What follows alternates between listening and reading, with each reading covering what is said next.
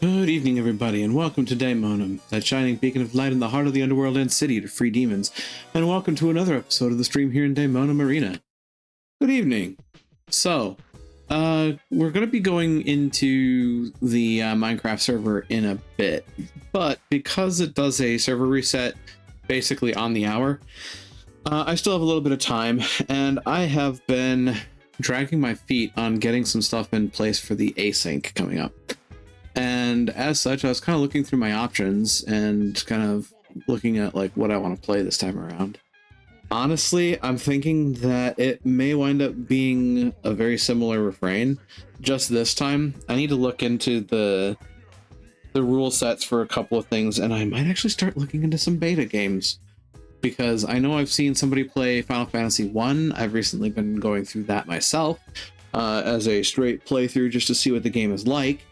And honestly, I could see myself having at least a little bit of fun with it. And there are so few actual checks in that game. I think there's like 19 total.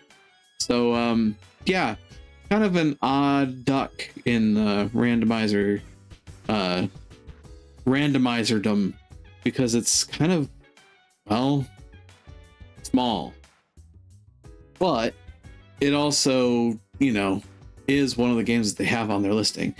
I've also been considering Lingo. However, I was just looking through their goals, and I don't think that I've done the flat goal of the game on my own yet. And as such, since I don't really know how to do it, it would be kind of remiss of me to go into it without knowing how to actually beat the game as the randomizer expects you to. So, as it stands, I think I'm going to be doing Stardew, Subnautica, and Link to the Past. Or, actually, nah. It's probably a little heavy-handed on the Zelda, but I think I'm going to do Stardew, Link to the Past, Ocarina of Time. Those are going to be my 3 games for the async this upcoming session, which means I just had to get that slotted into place. Upload. From my wonderful archives, we're going to grab you, and you. And all 3 of you are going on the list. All right. And as it stands, we've got 11 games on the docket for the async as of now. Craft the mines. The mines will be crafted. Dry the wets, wet the dries, dry the wets, dry the wise. Jet the wise? Jet the wise. And that's where I went. My brain's mush. This is going to be a great session. But as I was saying, 11 games in the async randomizer. So far, we've got me with what I've just said, Link to the Past, Ocarina of Time, and Stardew. We have Lucas Yoshino doing Blasphemous, Kirby's Dream Land 3, and Secret of Evermore. We have Kurgan doing Jak and Daxter, The Precursor Legacy. We have Mizu doing Link's Awakening, Super Mario World, and Super Metroid. And then we have MK doing a Stardew as well. And I'm going to tell you right now, MK does more in Stardew than I do, and all the more power to them, because I sure as shit don't want to do Fish Sanity. No thank you. I barely enjoy fishing in most video games to begin with like the exception of web fishing, which has honestly not been that bad, and is a great BK mode game, by the way, and is probably going to be my choice for the future. But Stardew Valley has some BS fishing requirements sometimes, especially for the legendary fish. And I don't want somebody's really important item to be stuck behind Catch the Legend, because no, I'm not doing that. I'm not pulling those teeth sideways. I don't care. If your important item was on Catch the Legend in my world, you're just SOL, buddy. I ain't doing it. Anyway, I think that having been said, the server has probably just started its reboot, which is wonderful timing on my part, but I can get some other moving parts in place. And we can start our journey into the server once the updates are done. not updates, but the reboot, rather. It's a stability reboot, not an update. Get the game ready to be captured. Yes, you like so. And where's the other bit? The other bit is... Where are you? There are you. Okay. So yes, of course, welcome on in. Hope the evening finds you well. And from here on out, we're gonna see what happens. That said, is it available? I don't know. It should be saying like it can reach it, but it can't complete the ping.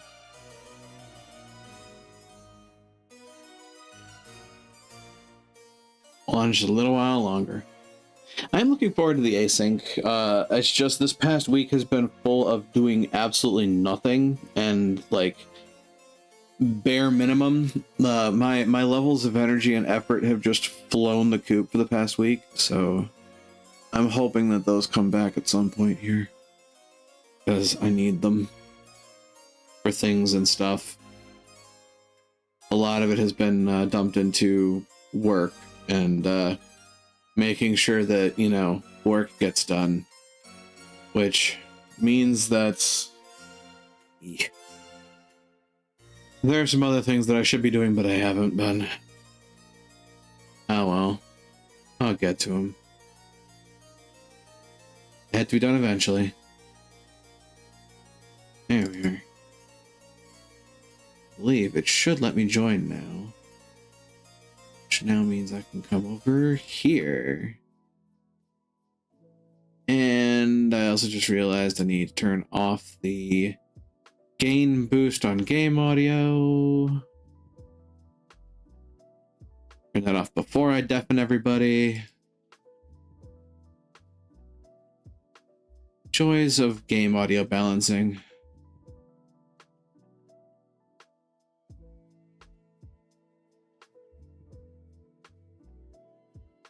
And as it stands, we have some like quiet background ambiance music. It'll consider loading as time goes on here.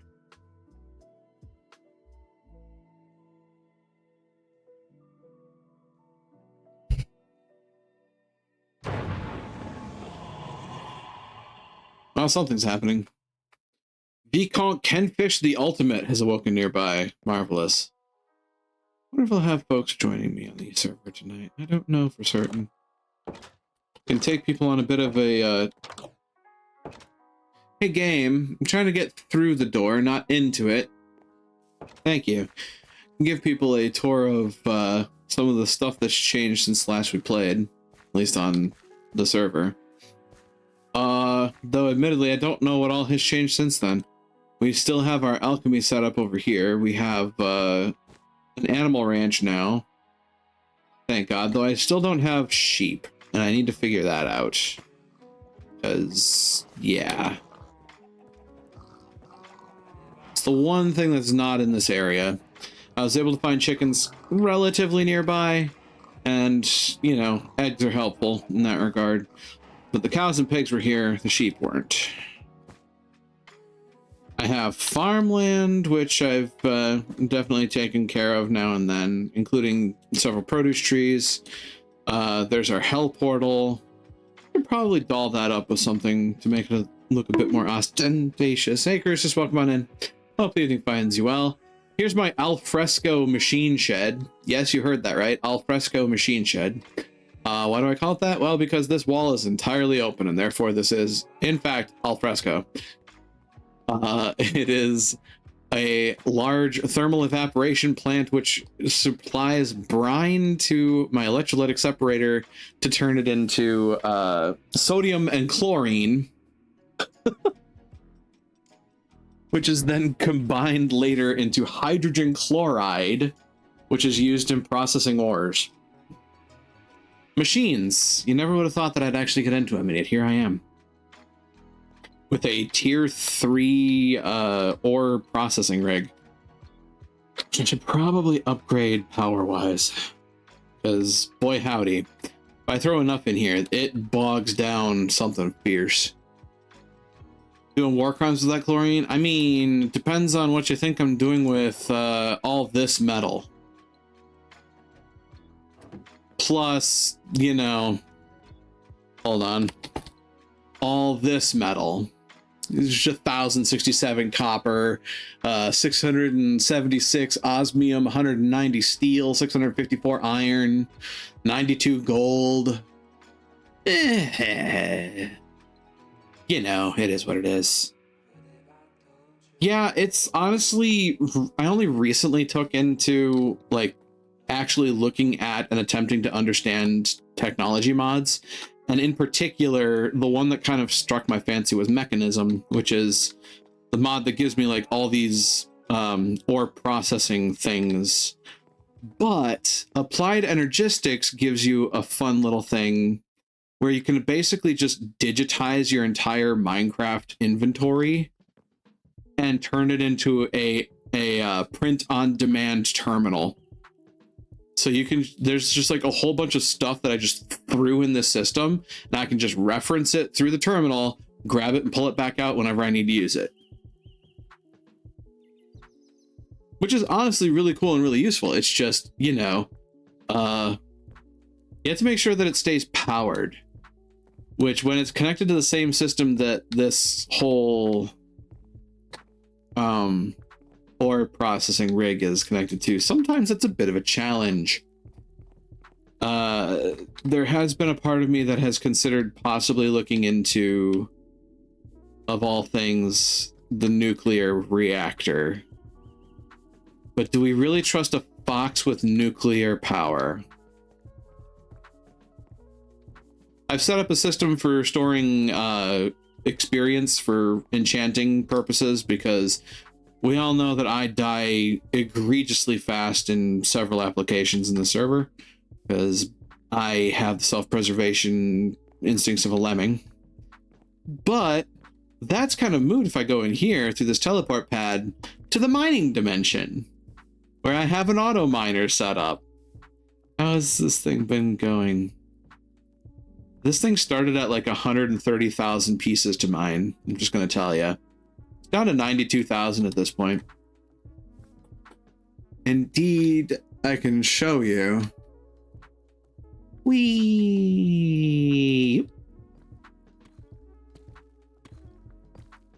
Yep, this machine just literally digs, and as far as I tell it to dig.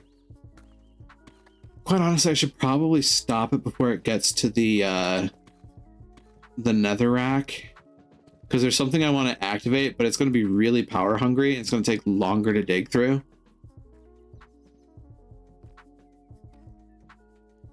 So netherrack starts at Y65 or 64. I think it's 64.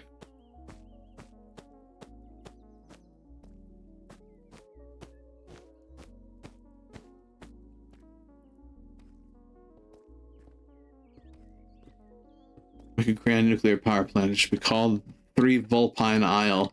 Nothing will ever go wrong. Oh god. I don't want to think too hard about that one.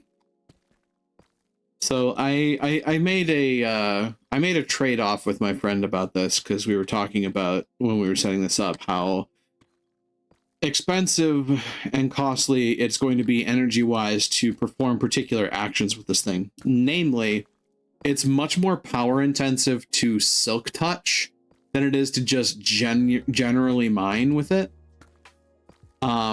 That having been said, there's a particularly rare mineral in netherrack layers that I don't want to flat mine. I want to silk touch it.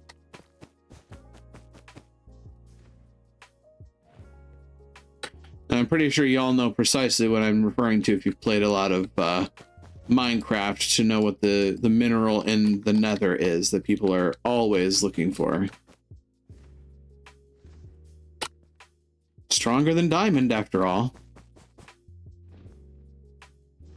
So really, I think we're technically kind of beyond the need for it.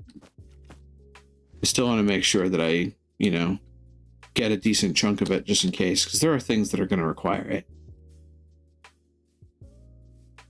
Don't mind my mouse, that's just me trying to lift it and reposition myself in a place where I can actually move my mouse. And unfortunately, whenever I lift my mouse, it'll just randomly generate movement, which kind of sucks. So, stop, reset, config. Yes, it's going to mine all minables. Minimum Y level, I'm going to go 64. It's come to think of it, it may not even actually have to mine beyond the nether. I don't think there's actually anything in ender ores at this point. I'll have to double check that. It's like every time I type end, I don't really see ores here. I barely see endstone. Although we now have a source of endstone for some things, and there are some things that require endstone that I recall.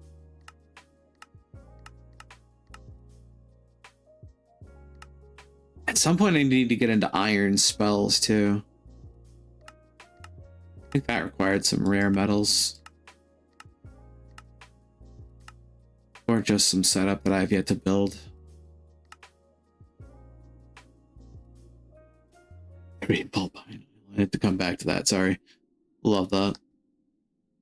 Alright. That has definitely cut down on the amount that it's going to need to mine. Just dropped off a good 40,000 blocks.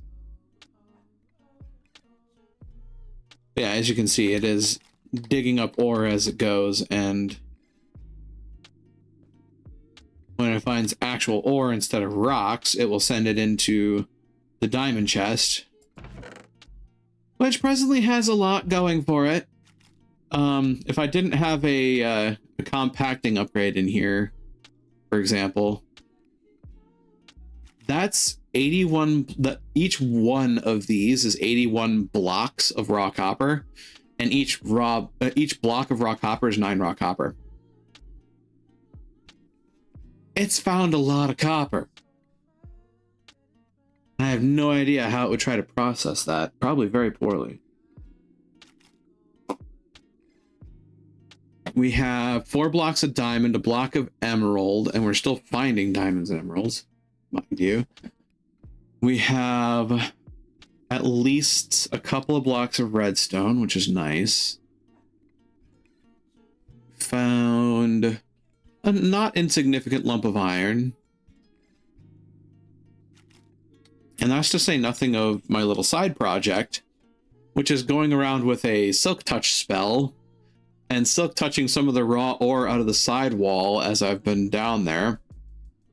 As you can see, I've built up a bit of a collection. Yeah, I have a lot of metal to process. I have a lot of metal and ores to process, and we're not hurting for raw materials, admittedly. This is our manual mine shaft that we dug a while back, and that's not exhausted. We could go back in there and try to find more, like, allthemodium and such. Speaking of, on that front, I also recently grabbed all the allthemodium that we dug up from our one trip and processed that through the ore multiplier. We have 122 allthemodium. This is like end game ore. And we just kind of had bashed our way into it. Allthemodium is pretty freaking strong, and it makes some pretty freaking strong stuff. There are things from like super late game stuff that require allthemodium ingot. All the allthemodium, exactly. There's also an alloy that you can make out of it, which then further complicates matters. The real problem is making stuff. Exactly. And hi, Matt. Welcome on in. Hope you finds well, as well as you, Innistranians. Oh god. Yeah, there's a lot of stuff in this game that, like, honestly runs on Ultimatium. Admittedly, it's late game stuff, like super powerful stuff, but it's there.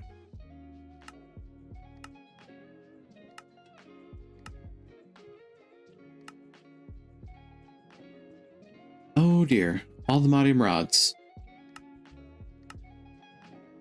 Crusher spirits, energizing, calcination, 1 bar into 2 mineral salts. If somebody could get away with doing this and not feel an ounce of remorse, I would be kind of terrified. I'm not gonna lie. Liquefaction can be turned into a sulfur for Ultimatium, which that tracks. Come to think of it, hold on. What's the alchemy process on this? 3. So it's about this. Actually, at this point, the mechanism process is just 1 bit better because it can make 4 out of 3 ore. Although, come to think of it, hold on. No, never mind. It may actually be better to alchemize. I don't know.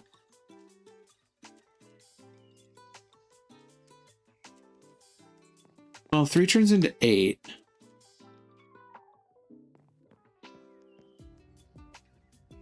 Three turns into 8, come to think of it. Huh. Yeah, math. This is also the reason why I think I might have missed a bit and realized earlier on that I don't think we can actually duplicate ancient debris. But the mining dimension does have a fair bit of it, and I was actually thinking that once the auto miner gets down to netherrack level. You know what? I'm an idiot. Hold on.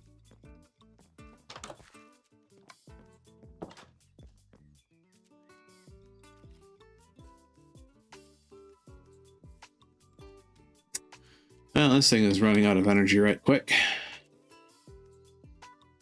Ah, the gas generator's out of juice. The gas generator's out of gas. Who'd have thought? I'm out of substrate? I mean, 1 garden cloche of carrots is not going to make up for that, to be fair.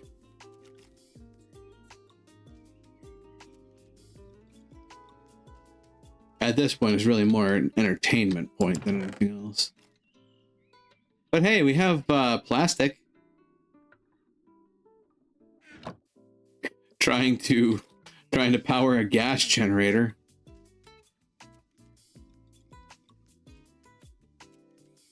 Yeah, this is the experience that has been the digital miner thus far. Let's see.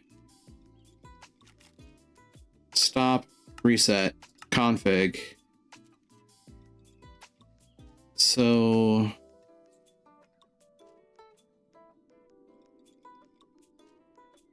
I can change this.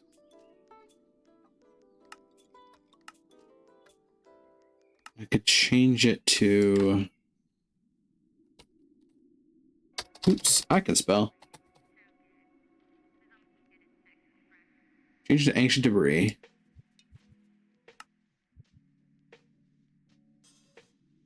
Save. Back. Suck touch. On. Target mining with this thing is magical and wonderful. Yeah, that's kind of what I was thinking. That I can target the ancient debris right now. Oh. I don't think it's finding any to mine anyway, sadly. Oh, wait, duh. Stop, reset, config. That's because I don't have the right Y levels. Set that to -30 again. Start. 15. I'll take that.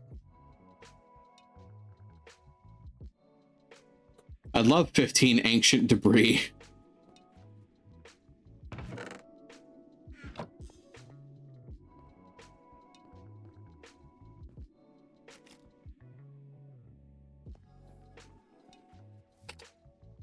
Can definitely see, yeah, it takes a lot more energy to target Silk Touch that.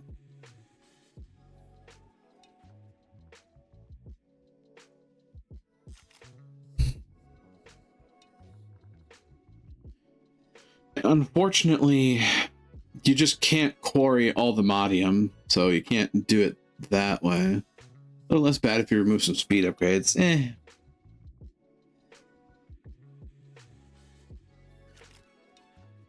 At this point, I'm also just aiming for the debris itself, so I thought I can change it back and let it just do its thing and absolutely obliterate a chunk of ground. Because, I mean, look at what we've gotten as a result of that process so far.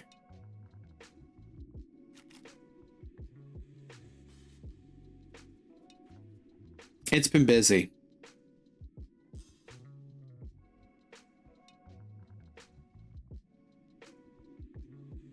It's been very busy.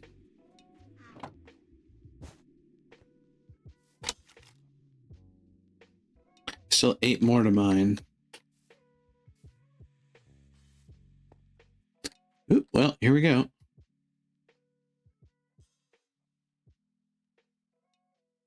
So yeah, it's gotten down to deep slate level, which yeah,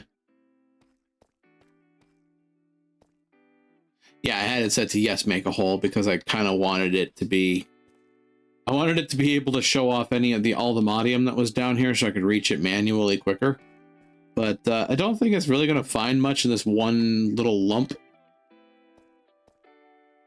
Besides, we do presently have 120 to play with.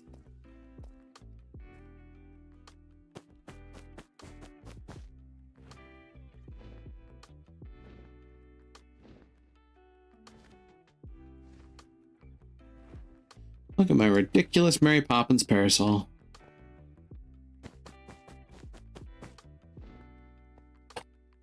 Oop. Yep.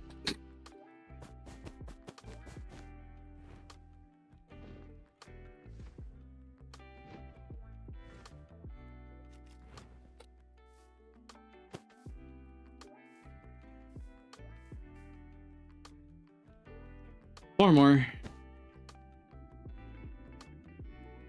So the other element to this is getting ready to actually make netherite, which, you know.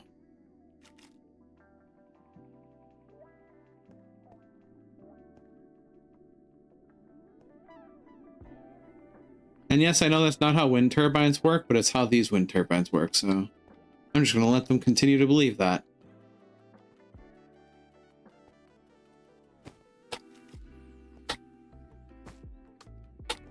This is unfortunately one of those setups where you need to be able to supply it with a lot of biofuel really quickly. And I don't really have that wherewithal presently.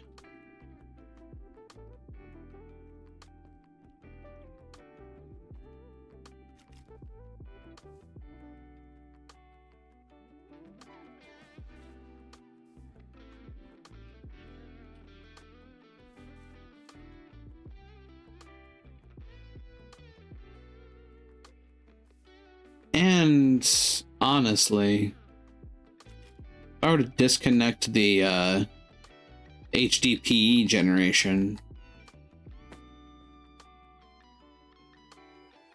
like making some HDPE was necessary, but I think I've made more than enough.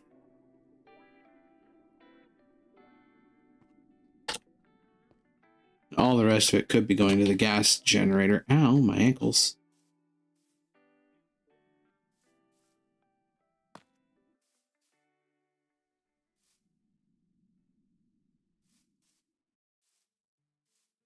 A nice building material of various colors once you have enough. Fair. There is none left to mine.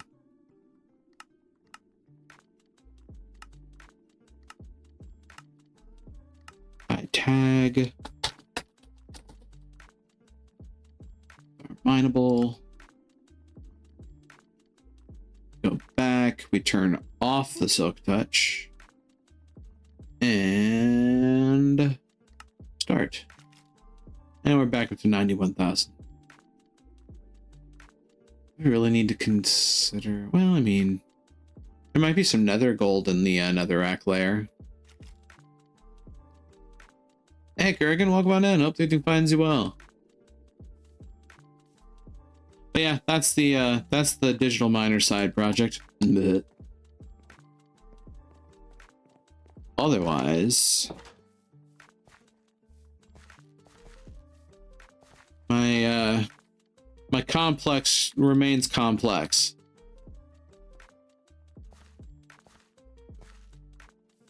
Every once in a while I would run through, grab like all my potatoes, carrots, and sugarcane, and run back to the mining dimension, throw it in the biofuel.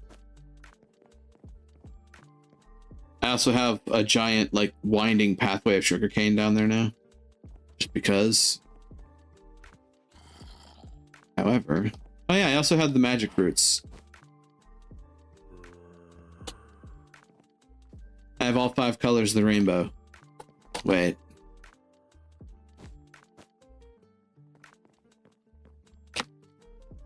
Been having fun with magic while I've been at it too.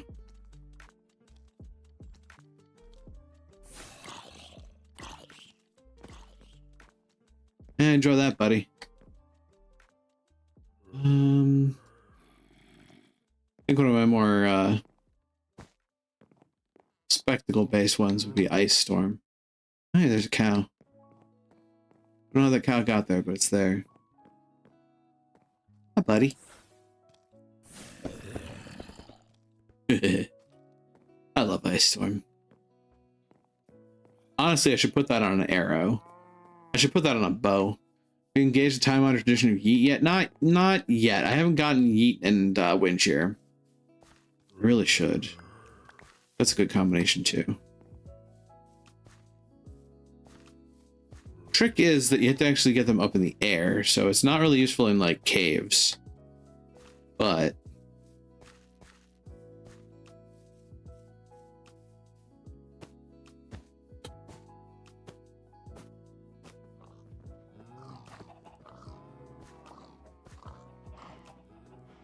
at present, if I remember correctly, my bow is like a poison spore cloud.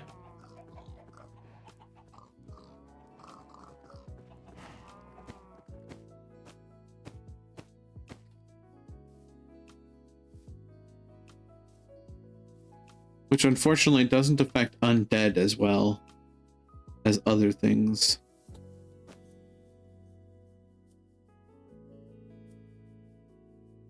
But it can be pretty nasty on the things that it does affect.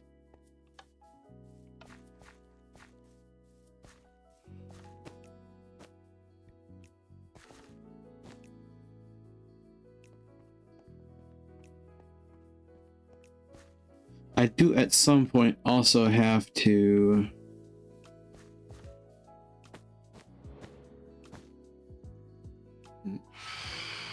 oh.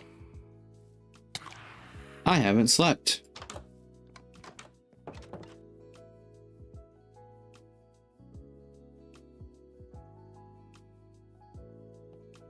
That'll help.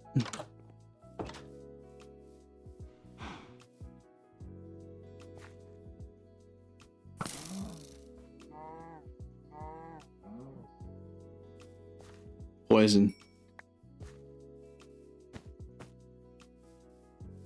So one of the things that I was thinking about looking at was this eyesore of a bridge. Trying to find a way to make it a bit less eyesore.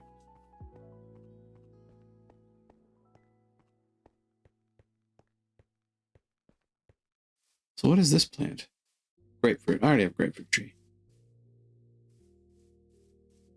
Because from there, one of the other elements to this is making a more traversable path to out the friend's part, the friend's base. Ow, my face. That bridge is a special sort of awful with sprint shoes. I mean, it's still probably gonna be an angle. Unless I wanted to try to make it as straightforward as I could. I could try to do, but... yeah, figs. I have no... okay, no. Give me that. Angles are fine. Janking the side with no handrails is the problem. Well, you see... a large portion of this was trying to find a way to land on the land. You dig? And I can try to build even further straight forward. Have less of a curve to it.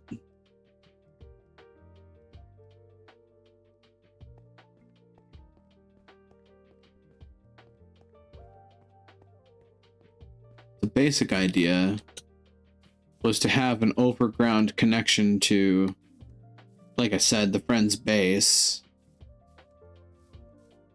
And potentially work on the tunnel out to the spawn.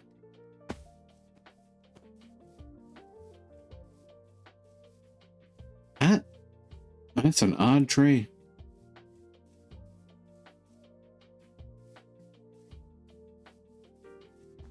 It's like the trees are trying to spell something.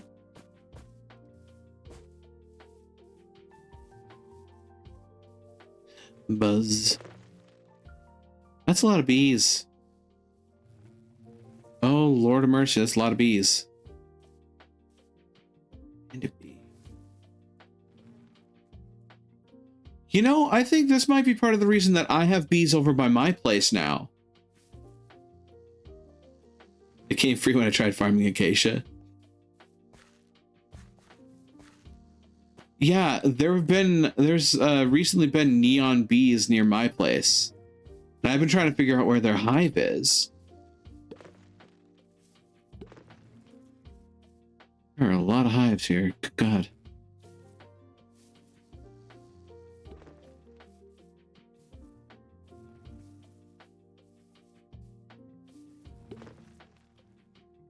Man, those bees got some distance. The H tree, yes. Well, I mean, part of this process is going to be actually trying to plan out, like, where this bridge is going to go and land. Because maybe landing where it is isn't the greatest. As for path, I have an idea. Ooh.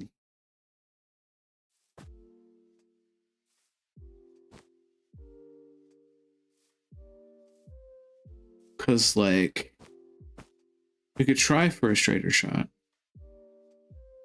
On the topo layer in your world map.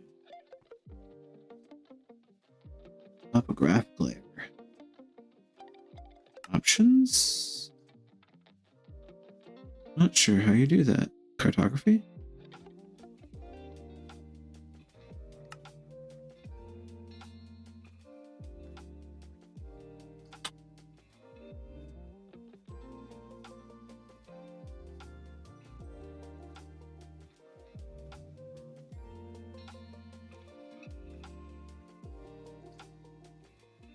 Biome topography.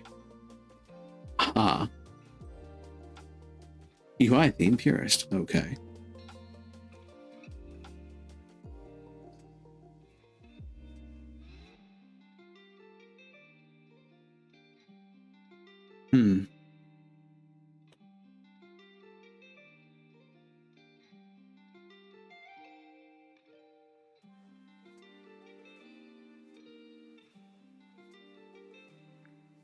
So the hill stretches towards your base where I'm standing.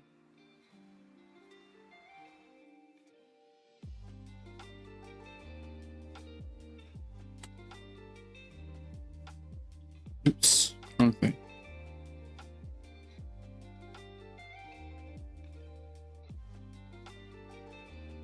Right.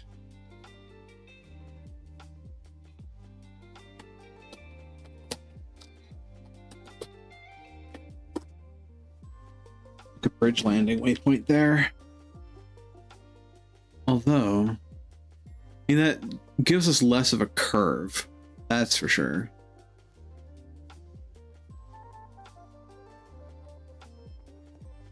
So, I mean, basically, it would stretch about yay forward.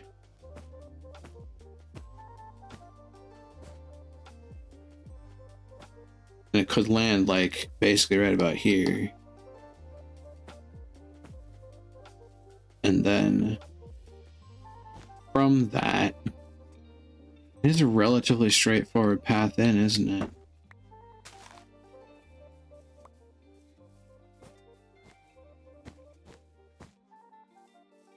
There's some upitude.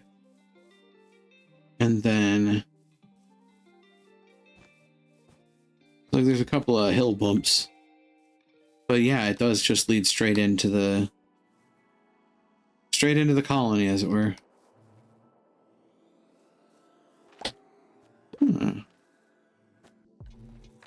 Well then. I don't need a zombie trophy. I already have like 9 trillion of them.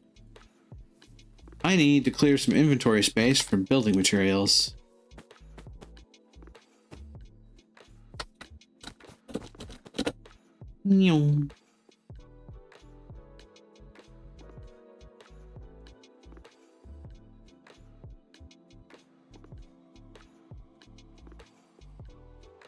And to think, this place started off as an island full of red and pink peonies.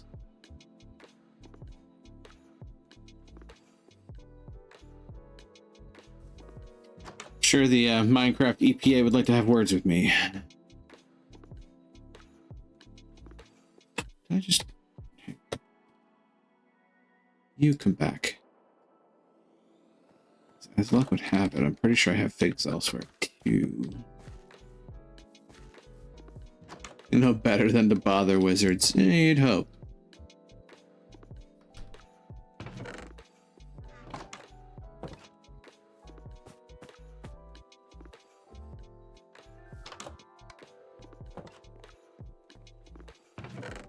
There we go. You take that. You take this, because why not?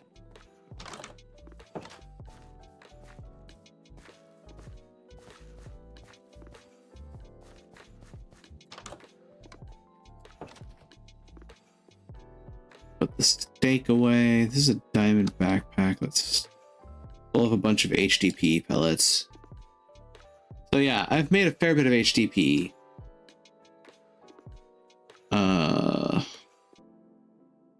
I need a dedicated backpack for my tools. That's what I need.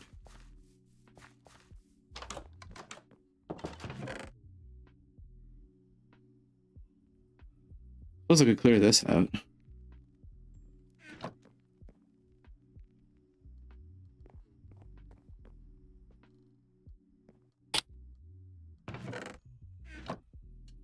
Yeah. You.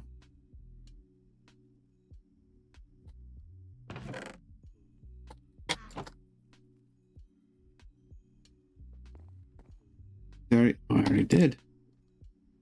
Imagine that. You in there. Alongside these. This, that, and those.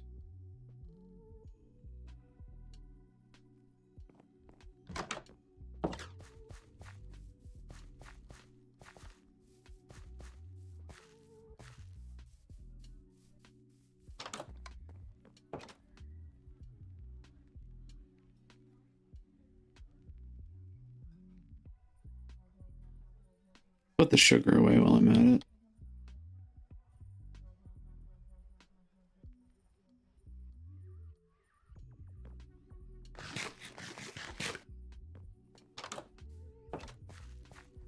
Oh, look, another night.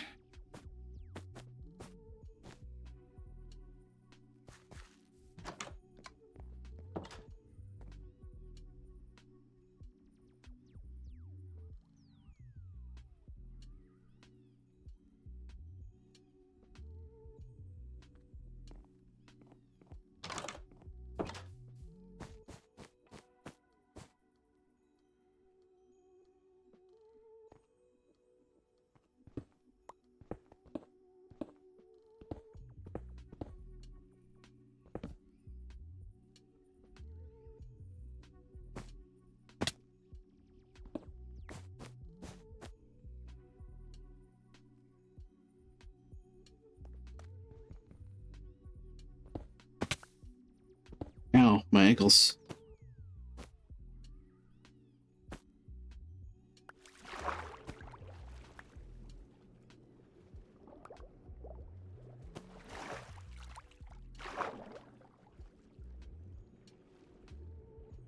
I may not have the Ring of Cordata, but I do like this.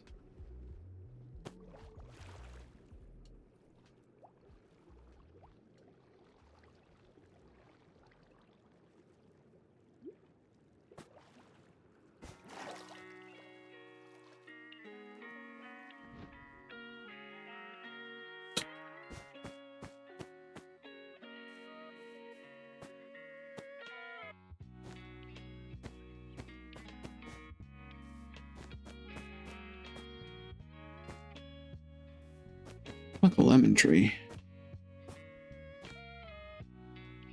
That is so many bees nests.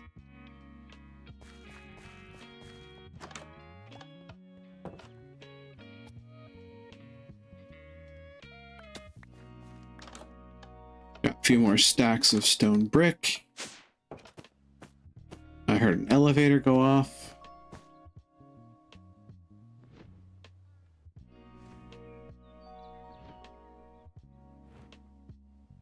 And off I fly.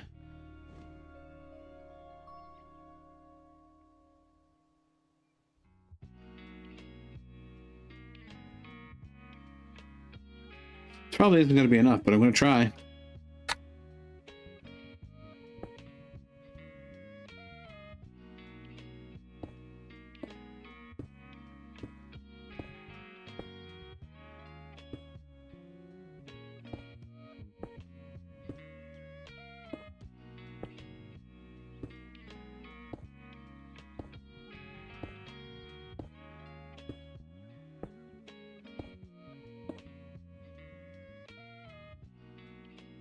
That is just about right.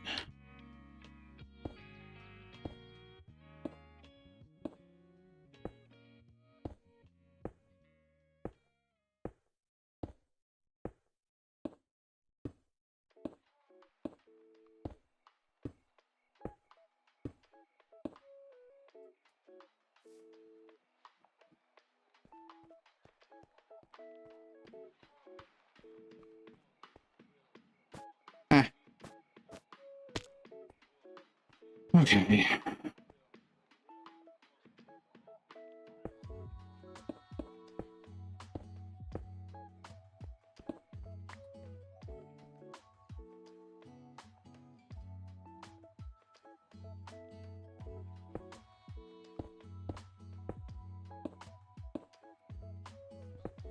That's just going to be a thing that keeps happening. Huh?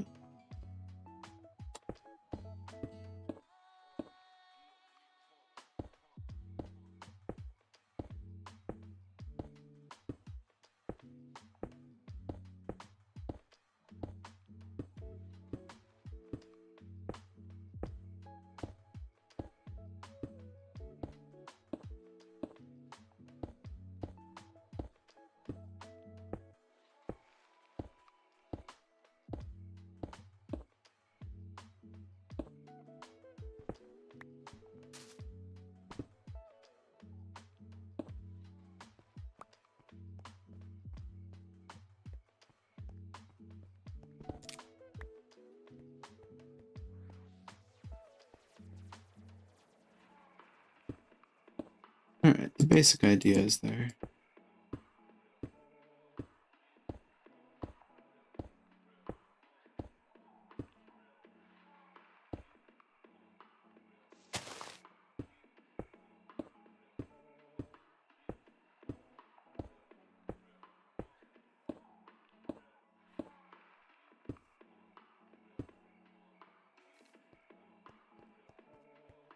And effectively gets the job done.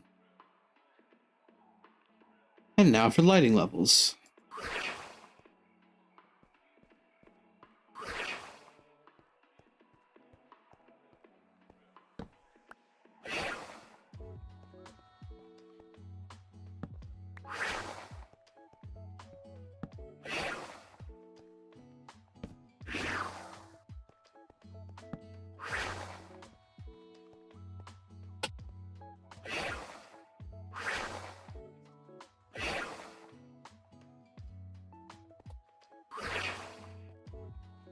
Go ahead and clear up some of these spots.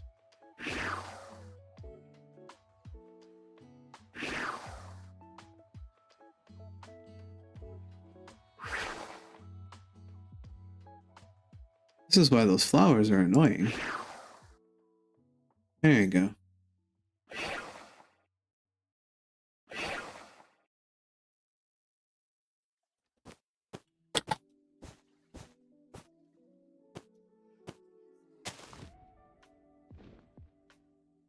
Get back up there eventually.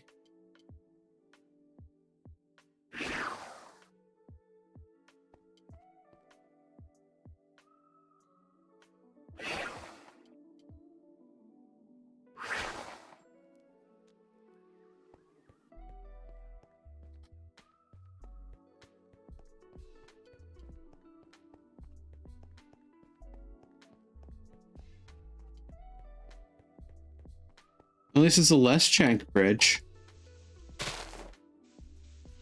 Moderately.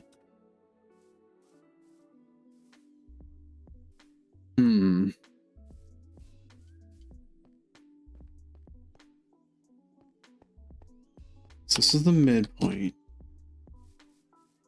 Midpoint is still almost running afoul of a tree.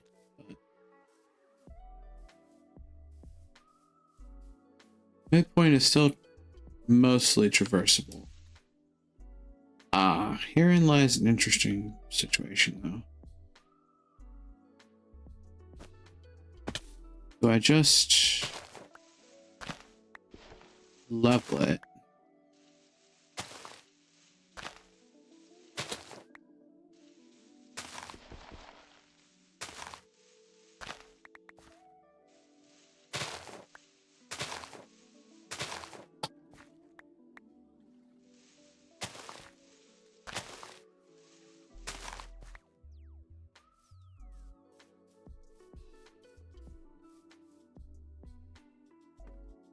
Here's where a midpoint turns into an obstacle.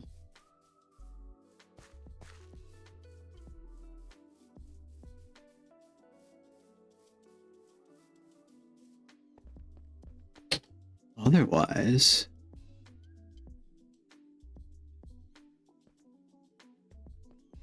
wind up with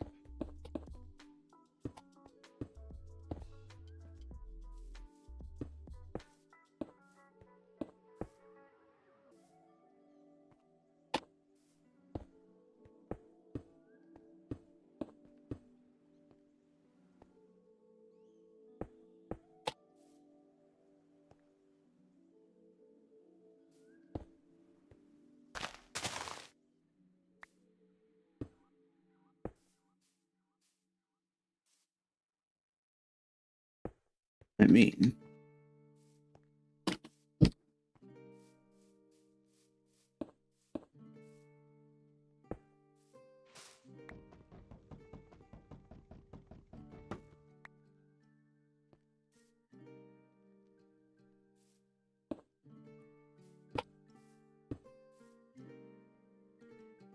I got this.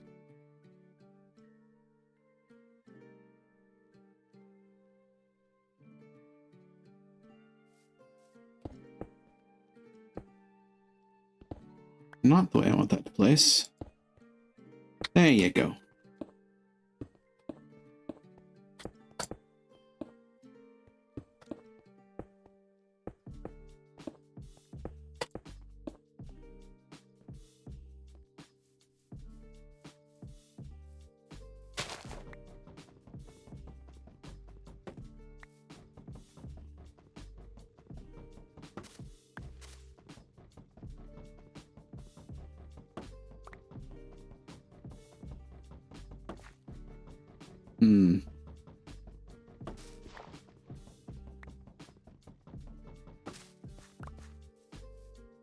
These two birch trees are in my way.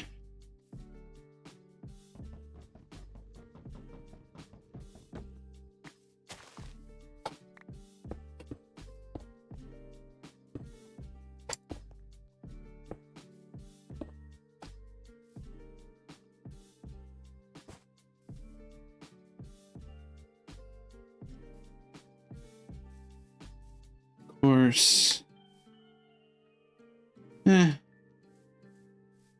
Made most of the pathway up.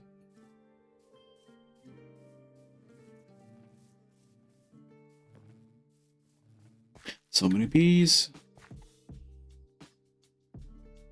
Don't really care for the moss carpet. Don't need the tassel.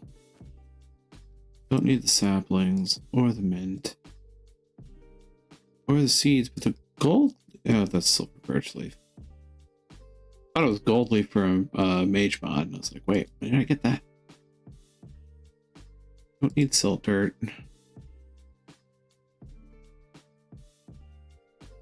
What I do need is a shovel, actually.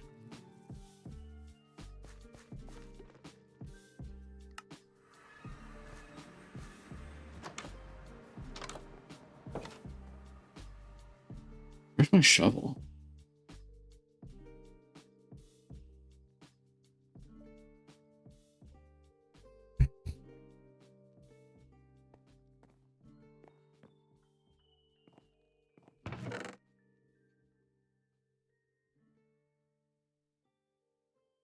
What have I got in my pockets?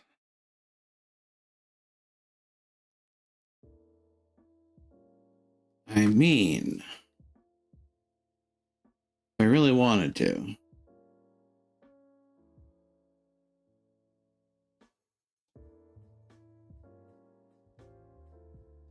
Looking like I'm gonna have to.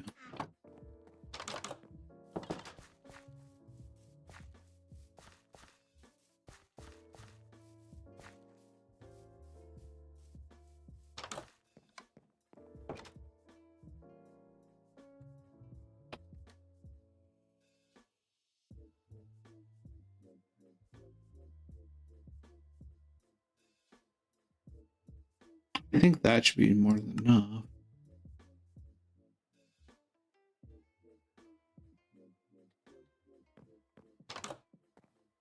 Probably, maybe.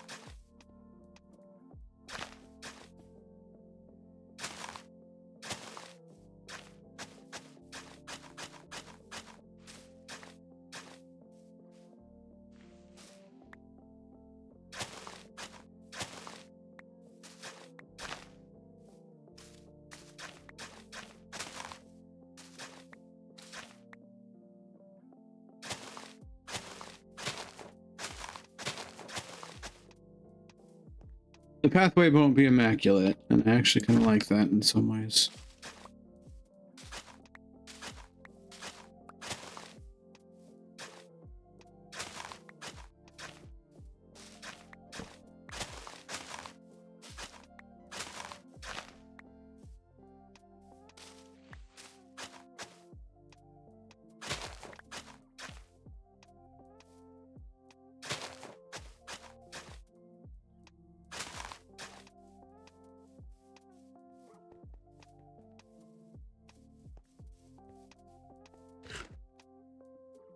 Aha!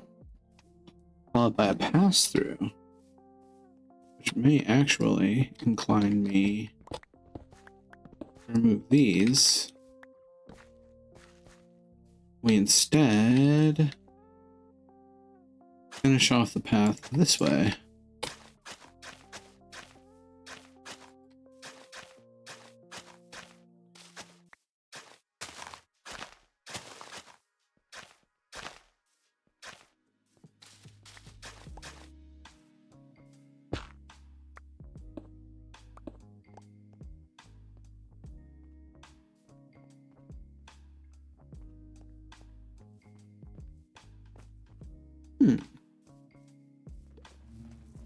Interesting.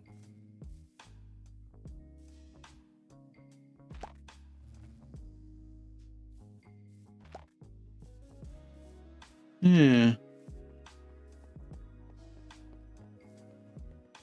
I like the feel.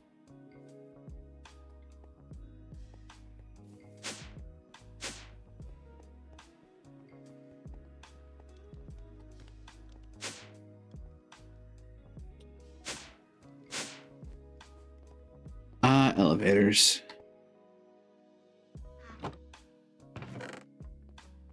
I don't think of it at some point. Maybe I should make one of those for my place.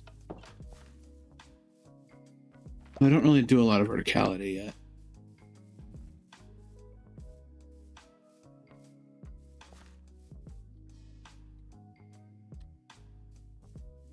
Also, double check the light overlay areas because I did dig up some torches.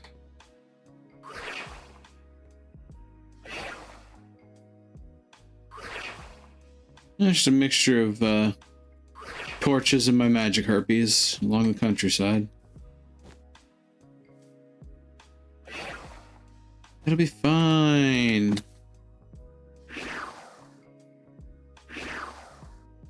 People won't be horrified.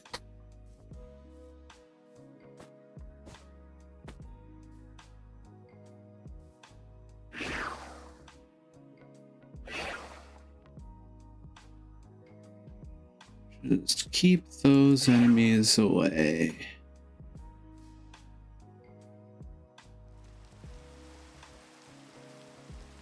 Ah. Oh, it would behoove me to light up some more of the area.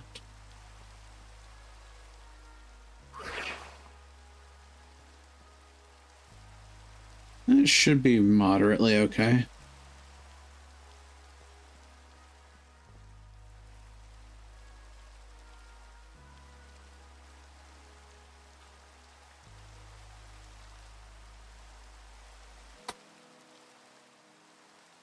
Let's see.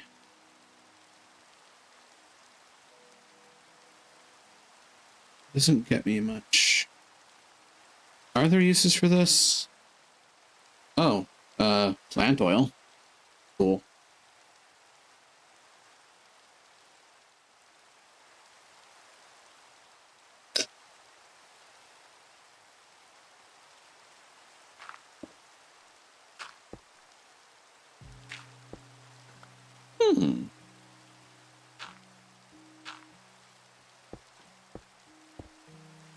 Interesting.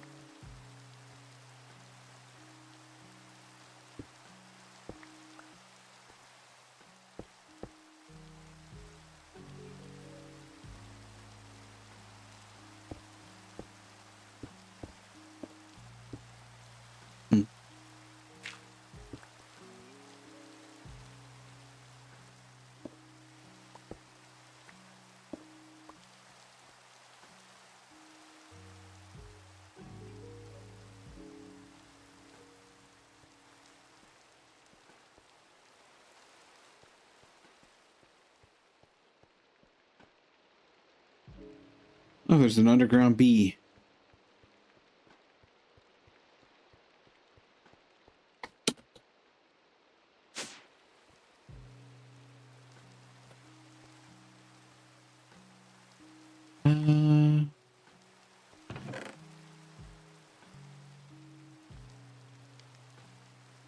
That's a lot of stuff. There's a lot of things and stuff. I have some more things and stuff.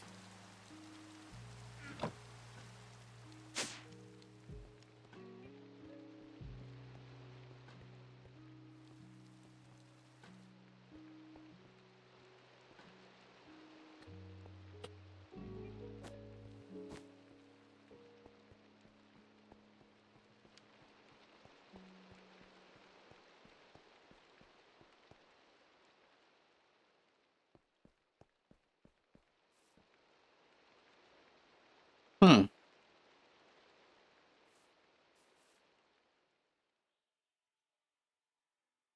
It's a cistern into a sinkhole.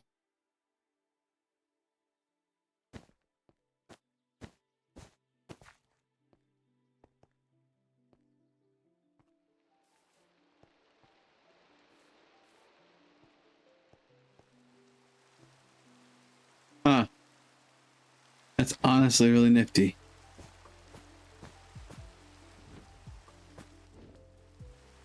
Turn that off so I'm not lagging to hell.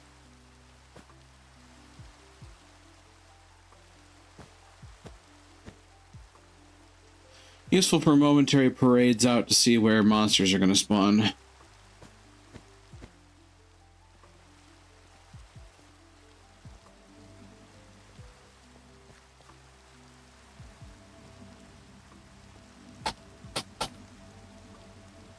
It's beacon.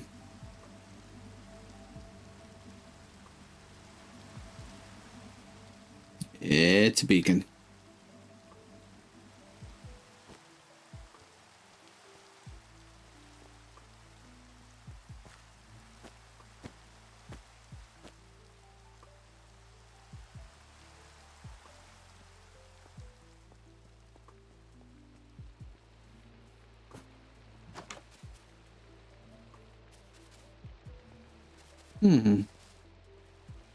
Ah, bees. Gotcha.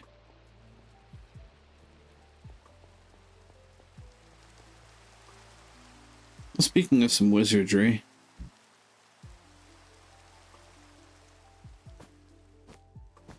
I should look into some of the spell scripts that I don't have access to yet.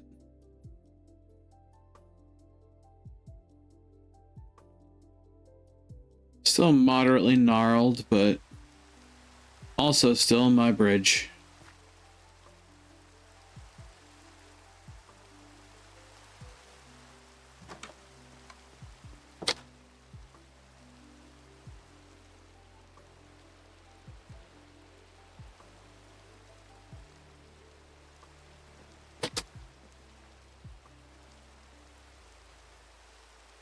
As you can see, there's a fuck ton of glyphs that I have yet to get my hands on. Some of those are because you just don't have what you need for them.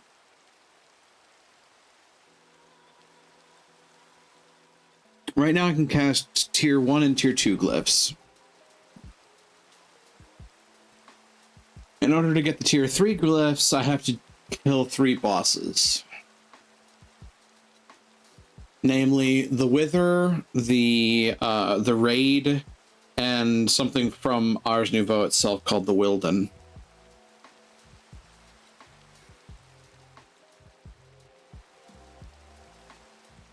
Which I'm not too enthused about going after, if I'm honest.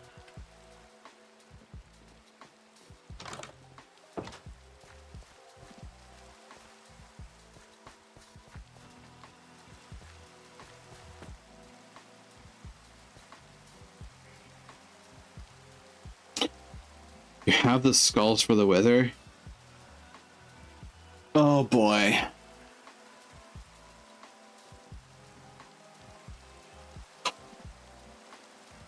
Hey. boy. Honestly, that feels like the sort of thing that we probably want the three amigos together for.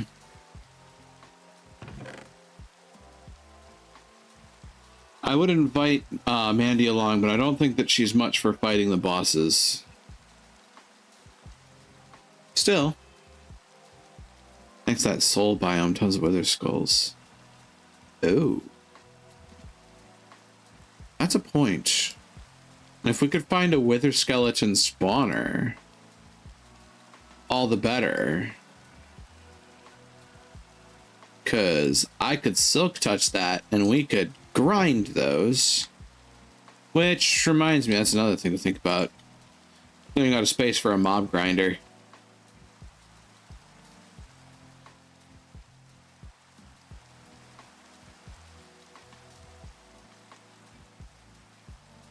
That's true. She had soloed Twilight Forest. Didn't see her as the type to go hunting bosses outside of her own interest and fancy, which I suppose that's true of all of us, really.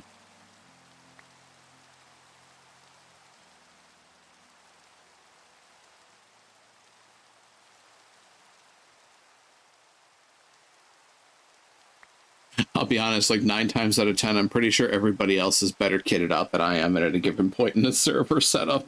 Which is funny considering what I get up to, but it's also because I just don't make gear all that frequently. It's about to change.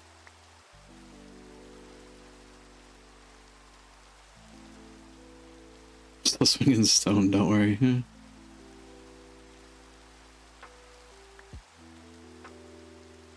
I just look fancy. I'm still basically wearing paper mache.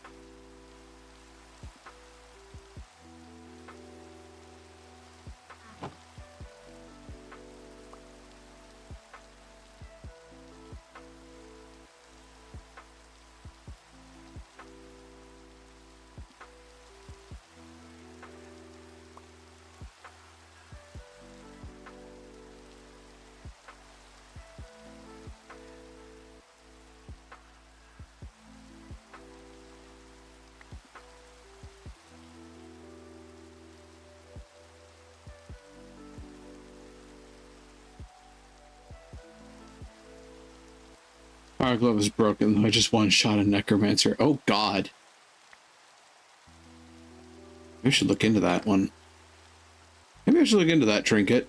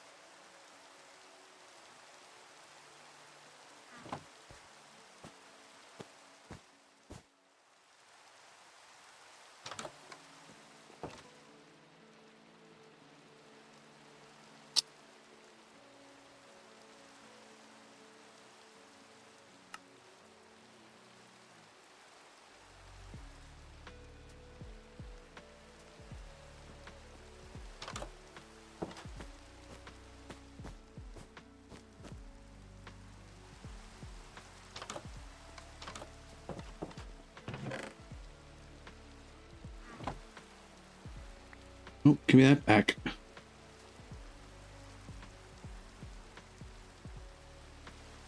Overhead.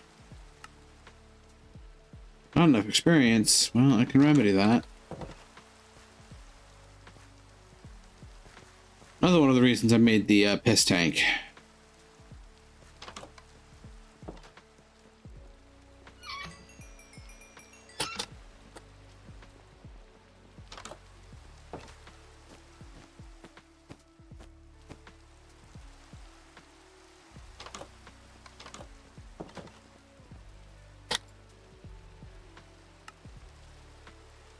glass.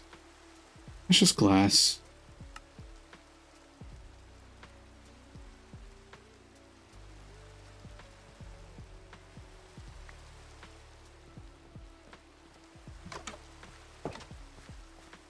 The glyph of overhead.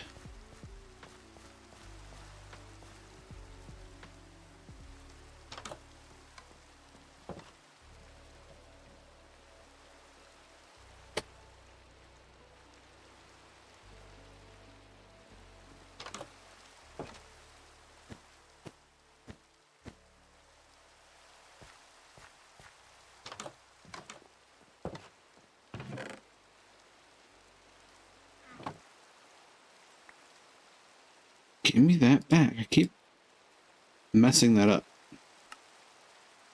Apply spells to nearest block in your line of sight. Dampen will reduce the distance. Amplify will increase it. Sensitive will highlight the selected block. Hmm.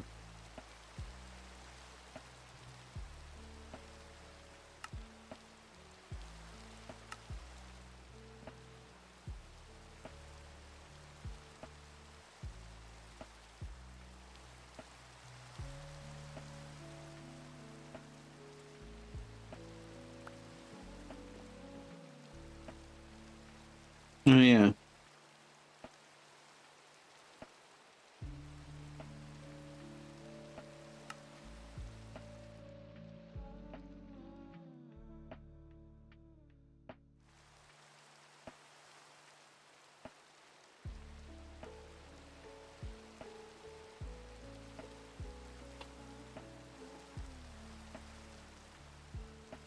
Glyph of leap.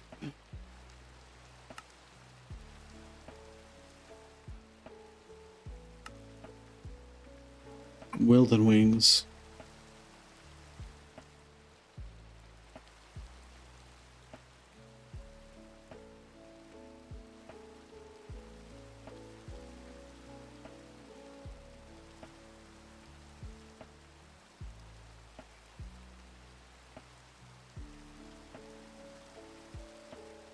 I need rabbit skins.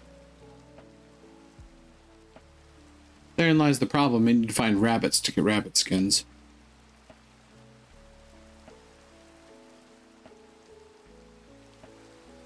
Or other sources.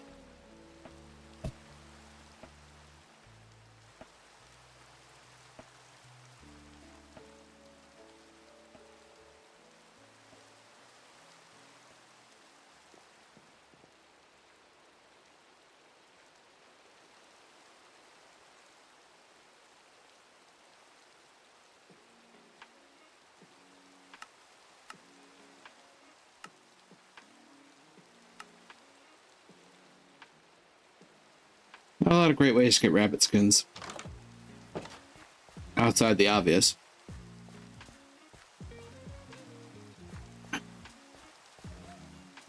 Wilden wing lets me leap.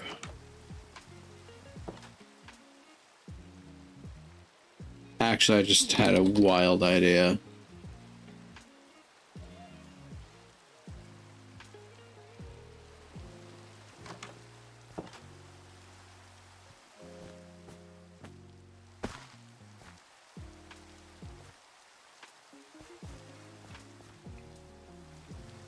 This has the potential to get nuts.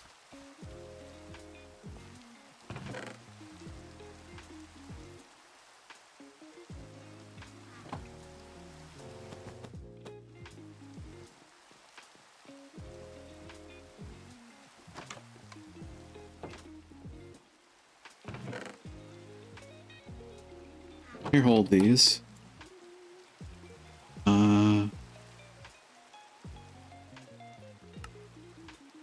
Leap. Go.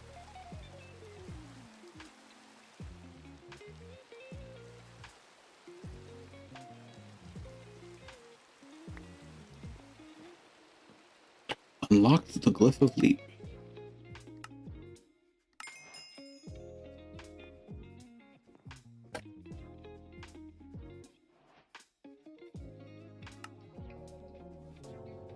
That's just always been there, huh? Heck with it. Sell.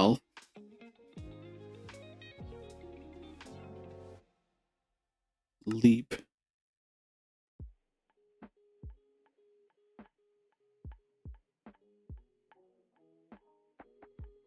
Increases velocity. Increases radius. Prevents blocks from being moved. Leap cannot be augmented by extended time. Oh god. I think 2 ought to do.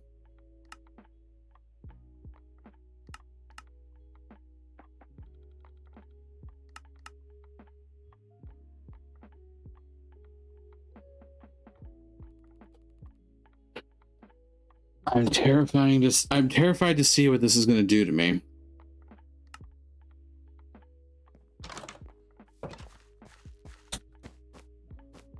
Let's get on our launch pad here.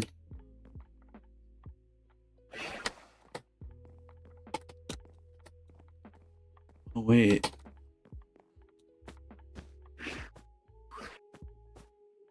Oh, God. Oh. Oh, dear.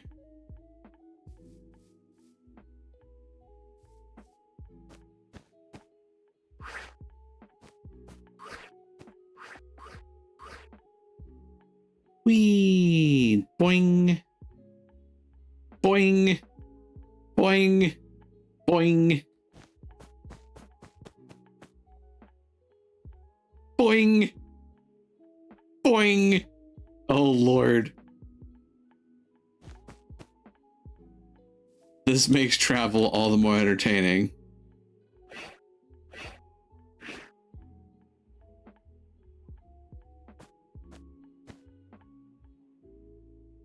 Boing!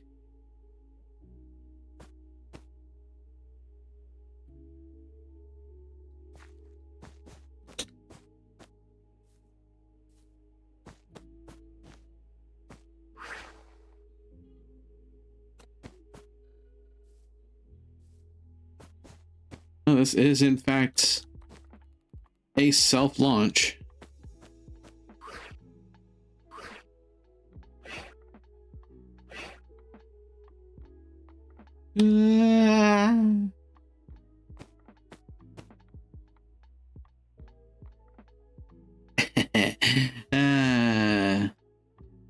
I can have too much fun with that.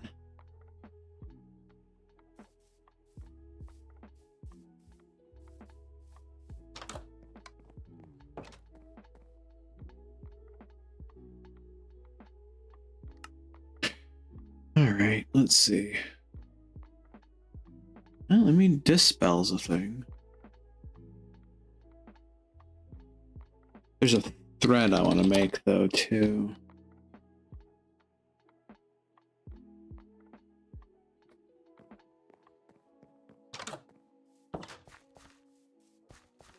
Honestly.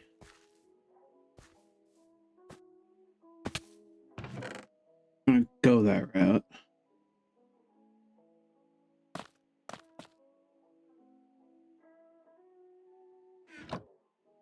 I'm gonna go ahead. Make a bunch of blank threads.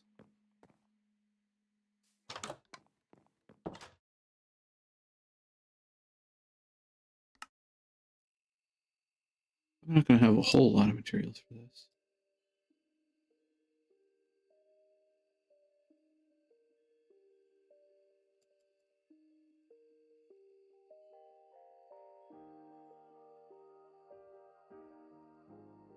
Yeah, 5. I'll take those, put that back. Now, the thread of spell power. That is what I want to make. Requires all the essences.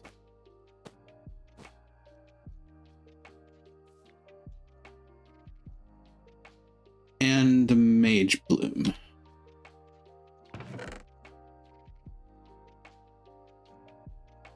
So I have a Conjuration Essence. I have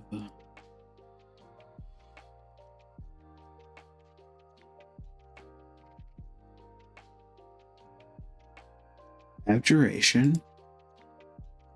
air, fire, manipulation, earth, and water.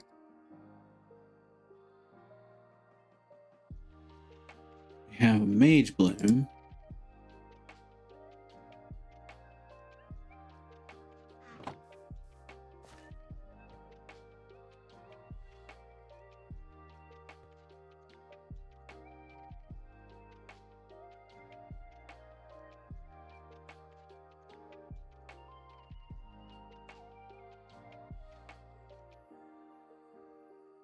And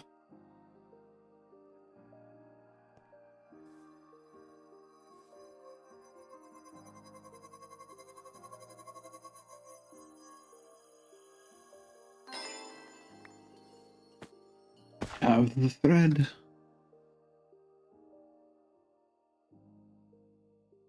It's 3 air essence.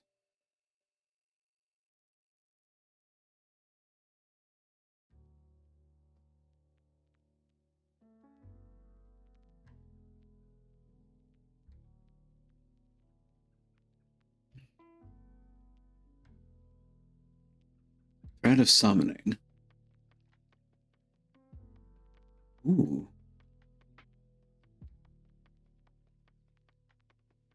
If I summoned things more frequently. Thread of shocking, thread of life drain. I can do this. I had the materials for that.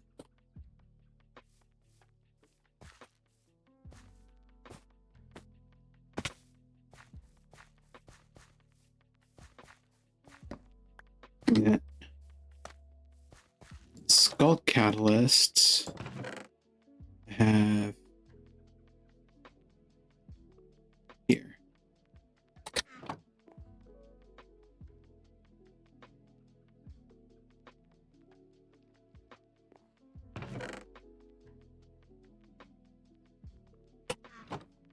The thing that needed was 2 abjuration, right?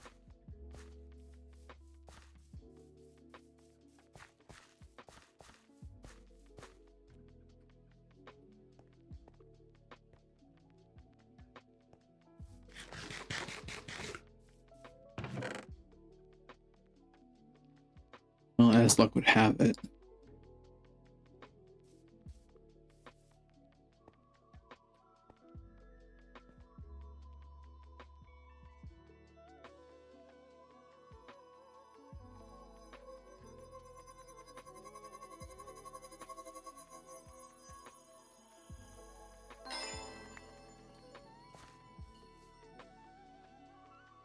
Okay.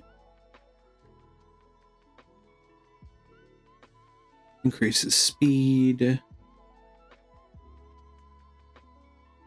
Damaging effects. Cause the target to be poisoned or hungry for short duration before the effect resolves. Fun, but not strictly my deal. Featherfall, gliding. Allows you to glide as if you were wearing an elytra. Immolation. Warding. The Undying. Chilling. Whirly Sprig. Heights.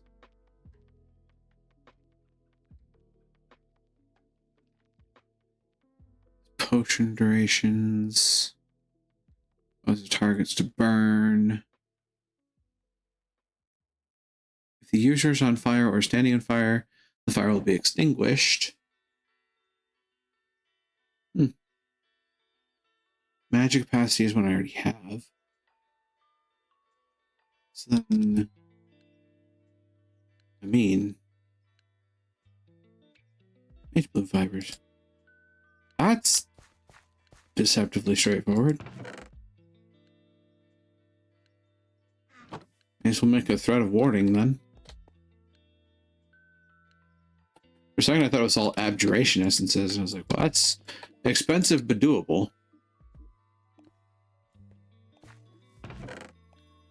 Actually, a lot cheaper than you'd expect.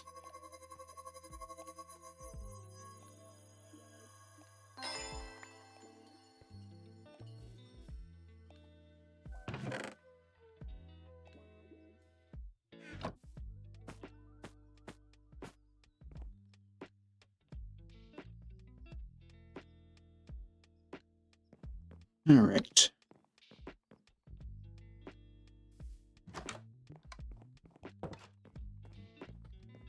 Now to look over my armor, see what I want to shift around.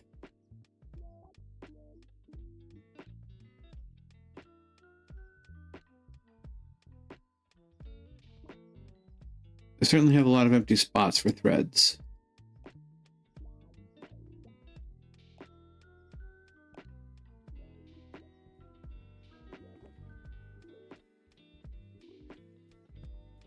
You have a 3. You have a 3. Has your spell power for 3. You have a 2. I'll give you life drain 2. You have a 2. Give me a warding. I have more warding. I have the capacity for life drain, higher spell power, and higher magic capacity.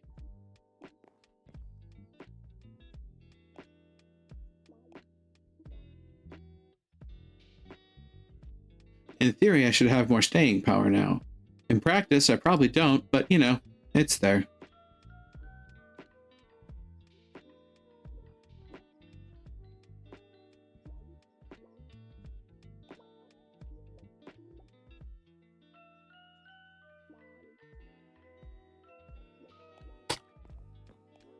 If I'm honest.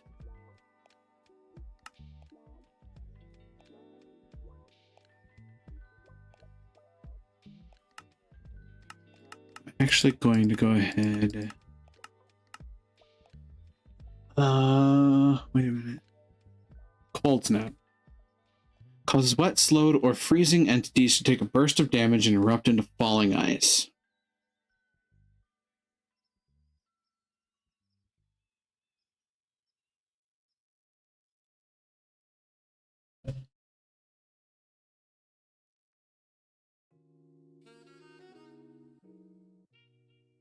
So, stops entities from moving and jumping. Extend time will increase the duration of this effect. Snaring a block created from the focus of block shaping will cause it to attempt to place itself immediately.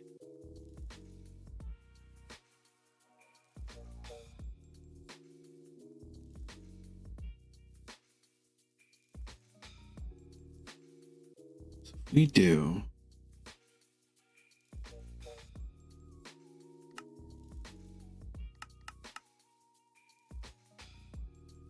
I'm curious to see if this procs.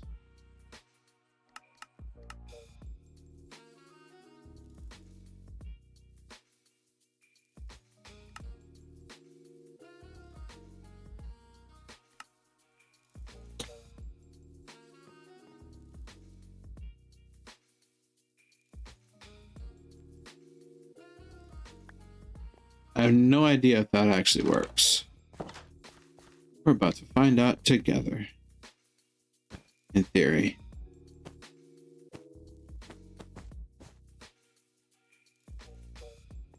But also, smack. Smack. Come on, me just two-shotting Endermen.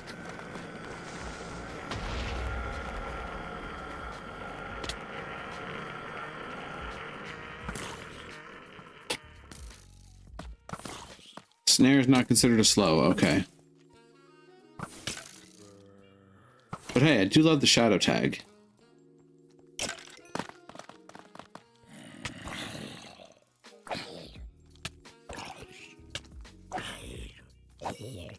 You stop that.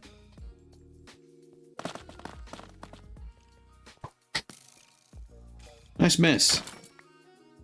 I didn't.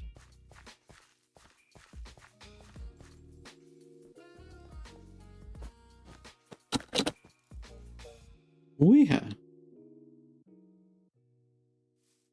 overshot my landing there.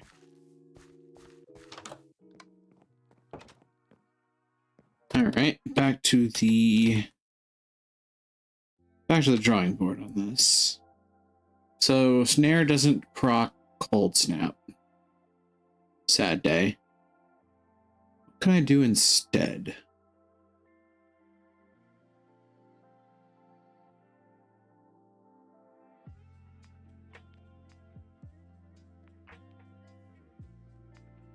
I could do electric damage.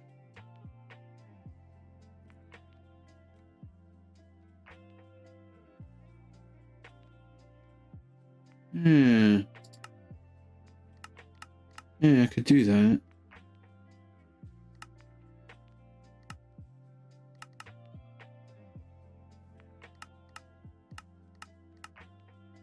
You zap, double up, discharge, double up.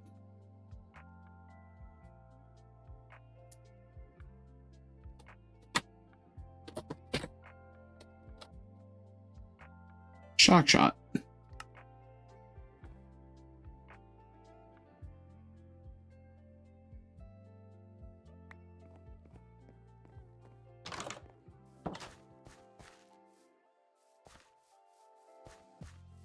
Of course, hitting a creeper with that's a bad idea.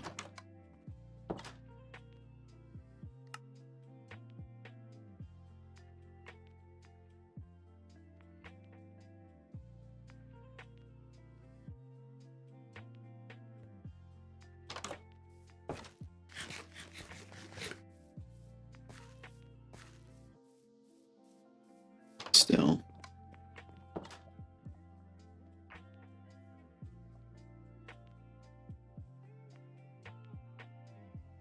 That was about the time that I'd get a kick out of having some invaders nearby.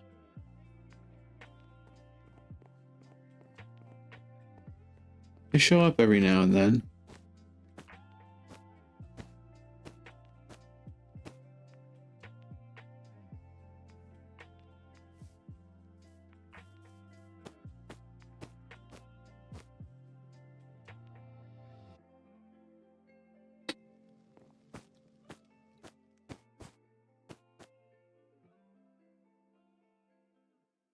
Ah, yes, my noob tower up to the island in the sky.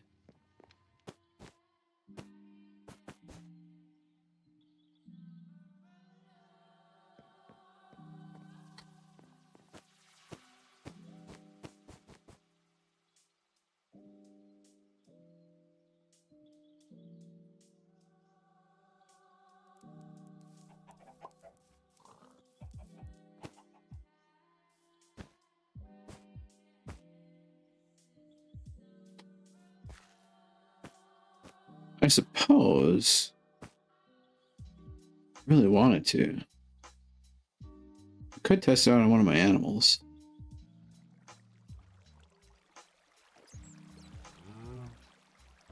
Or that animal.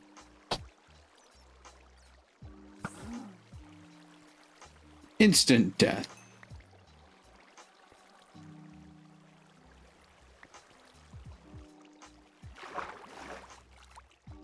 Execution.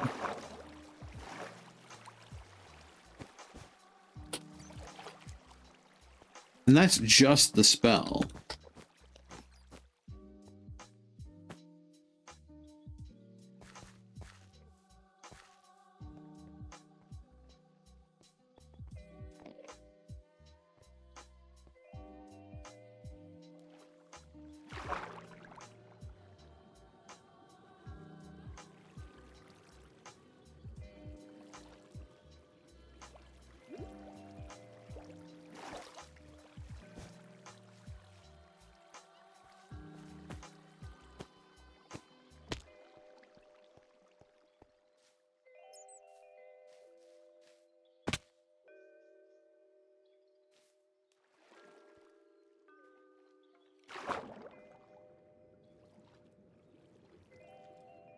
Hmm.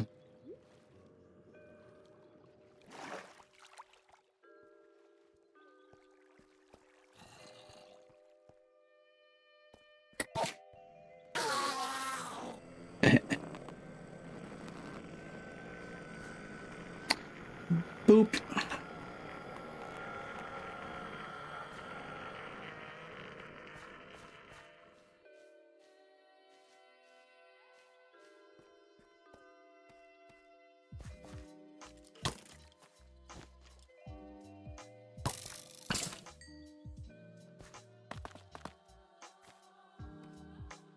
I'm one-shotting skeletons. Now.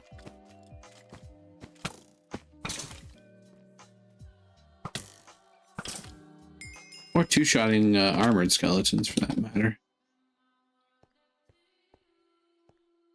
Huh.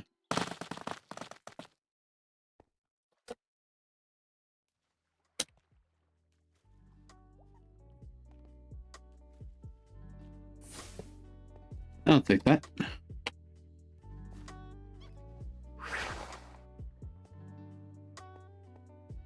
There's stuff here.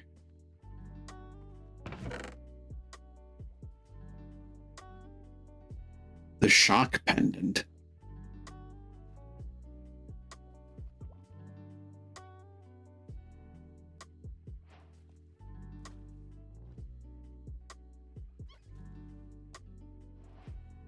Ooh, a cloud in a bottle.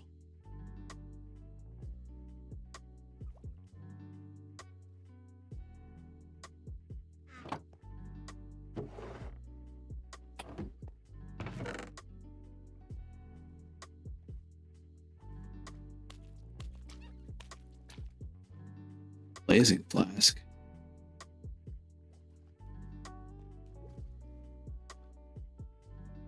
I'll be taking that. Yoink. Turmeric. What else have I got in here? Some interesting nifty stuff. Kind of want to grab it. I also hear something nearby.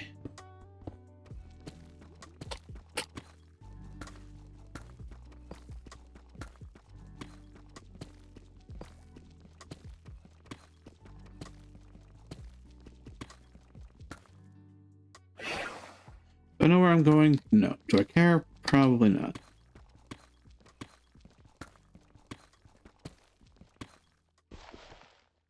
Okay.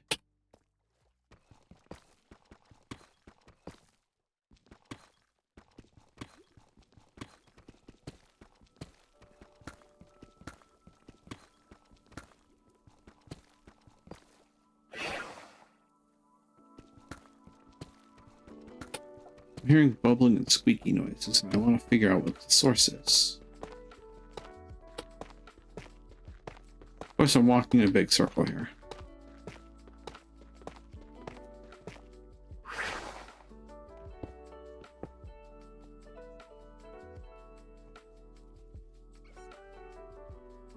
Is it above me?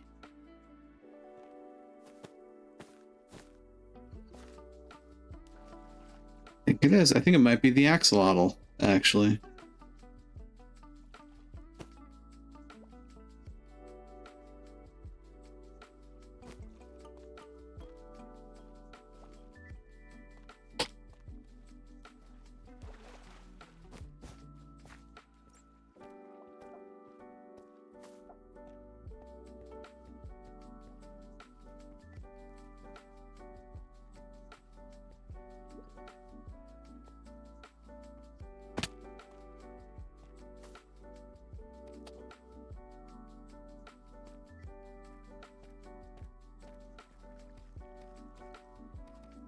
There were spawners here. They're gone now.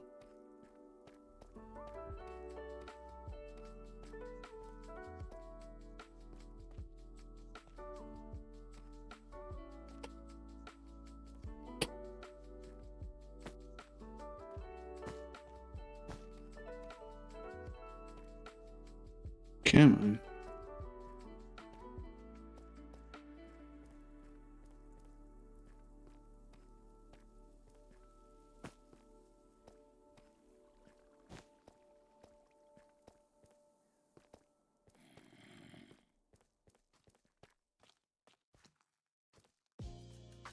There's something trying to reach me.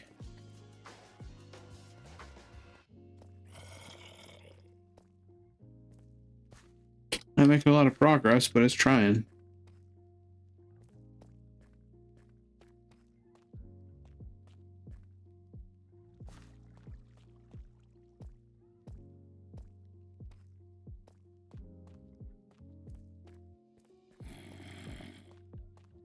Grr.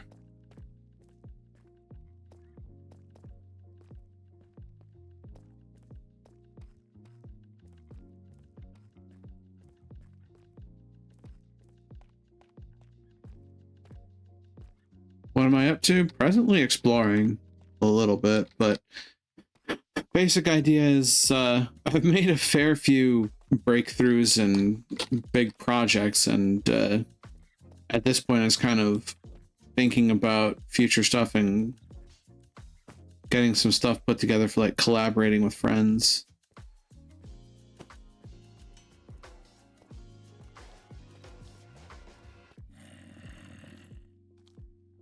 That said, I've been down there for a while now. Large portion of this was just testing out my bow and see how much damage it could do.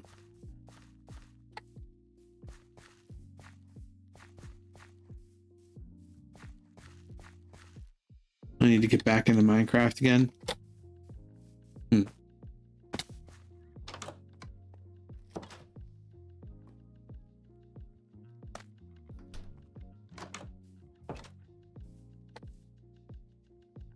Let's see here.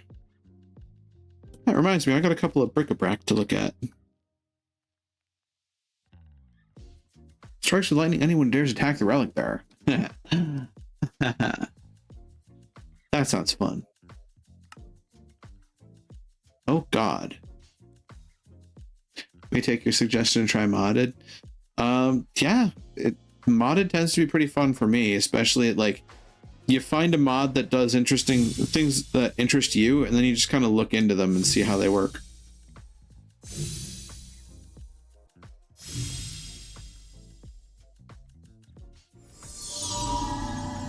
Lightning defense, 11% chance to strike the target, attacking the player with lightning, dealing 1.8 damage.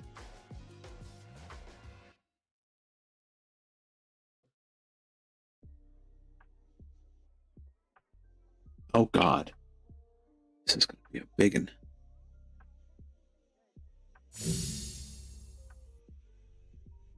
Okay. You'd have to connect there. Like that. And down here. You probably connect here. You likely connect there.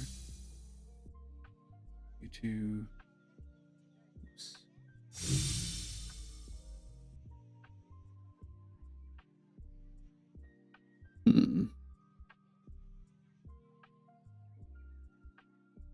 Ah.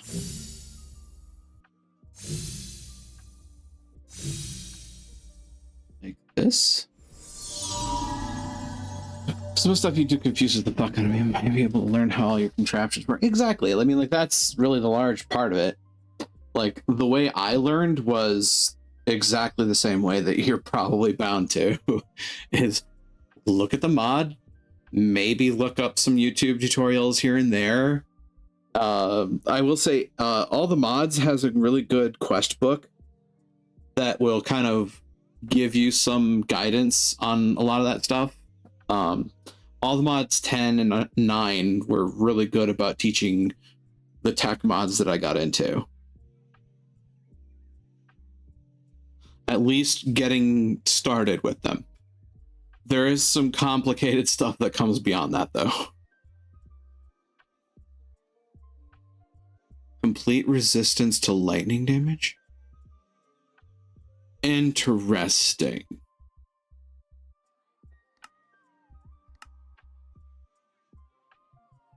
God, that's the first spell? That's the first level of that? Starts at 10. How high can it go? Very, apparently.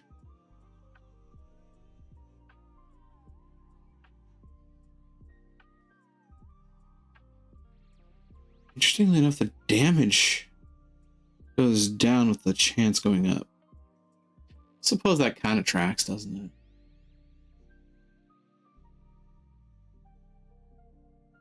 Don't want it to be too powerful. Now what about this blazing flask?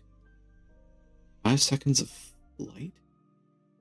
The scope of the ability Eternal Fire.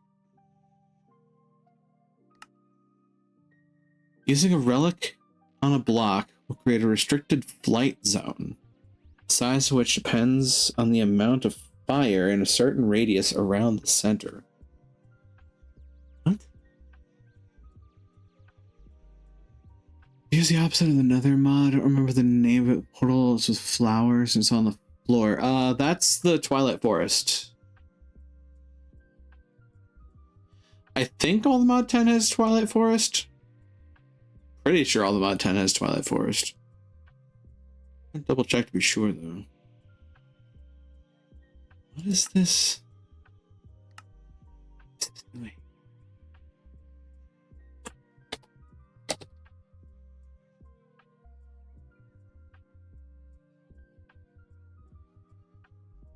Bibliocraft.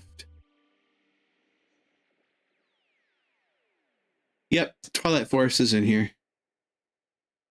Honestly, not a bad idea to get into at some point. I don't really get to pay that mod a lot of attention when I'm typically busy building up an arsenal for other stuff. Like a maze dungeon, a huge forest. Yeah. Yep, that's Twilight Forest. So do I have... No, I have Feral Claws. Maybe I should switch over to the Power Glove. Been told it's a pretty strong relic. I have at least one in here, right? That's a Fire Gauntlet. That's a Power Glove. Trade you. Shoe in there too. I have no idea what the Blazing Flask does. I'm gonna try it out and see what happens.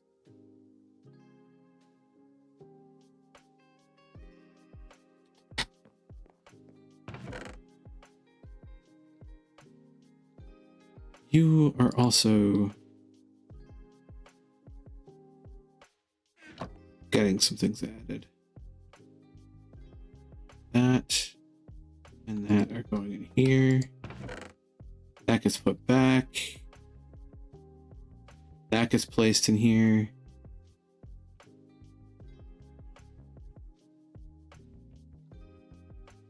Technically where I'm placing my tools, so put that there.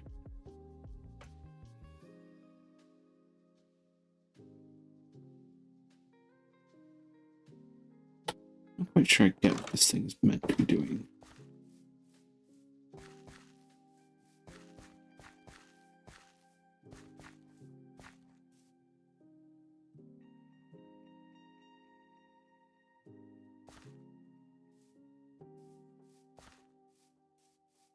I wonder.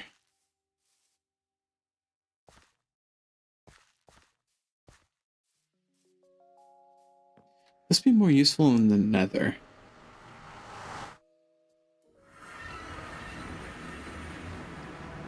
Welcome to hell.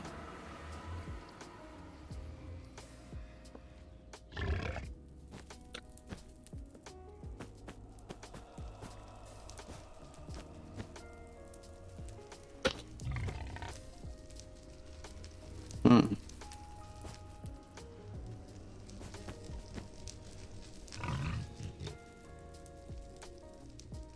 Oh. Weird.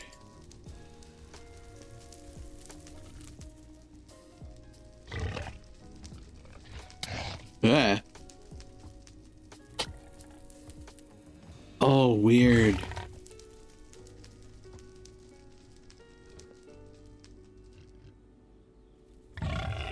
Here, have this. And this.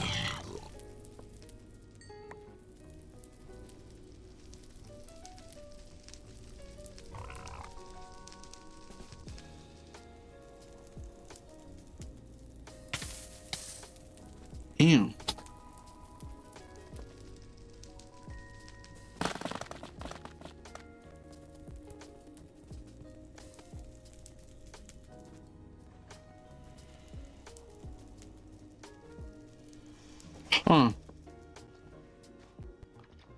Alright. You stop that.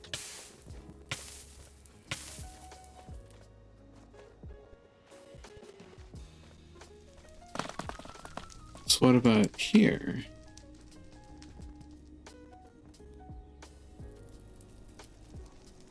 So it creates this like zone where you can float in midair.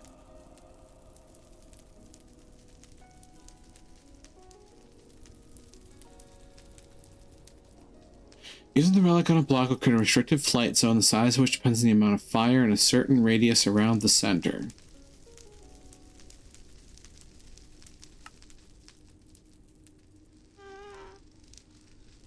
Oh. Heard that.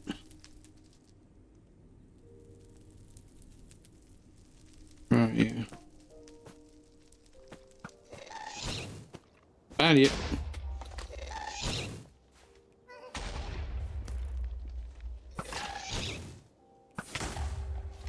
Ow, my face.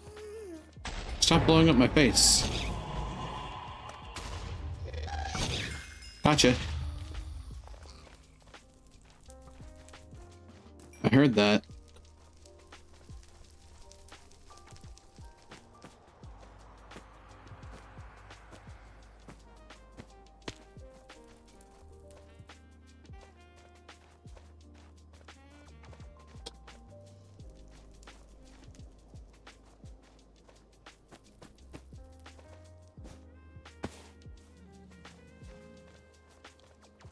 Hi, Ixkin.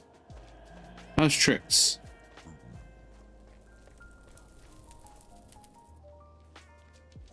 Ooh, pretty.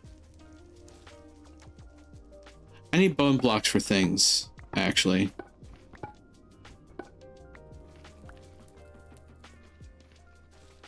I need bone.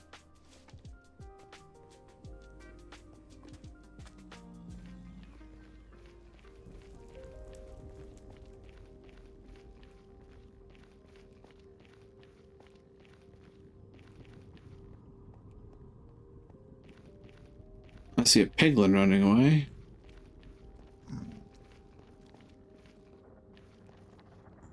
Entoite. Hello, pal.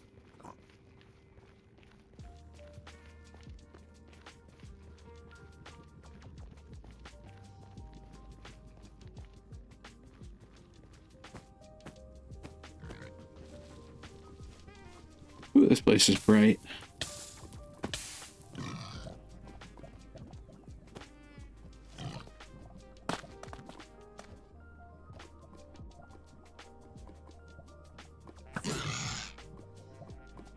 And thunk.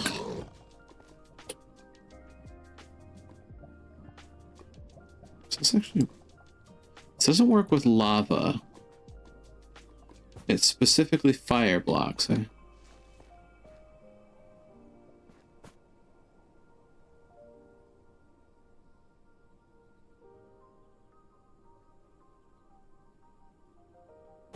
So I was right that the artifact in question is more useful in the Nether. But even then, it's not all that useful, if I'm honest.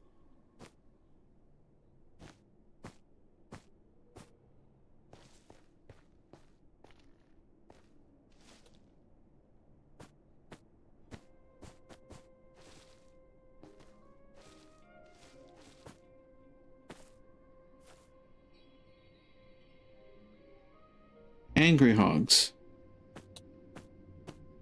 Ah, because I'm near a piglin thing.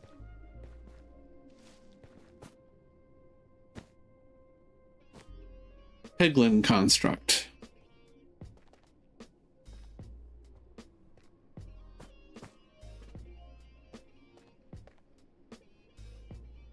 Alright.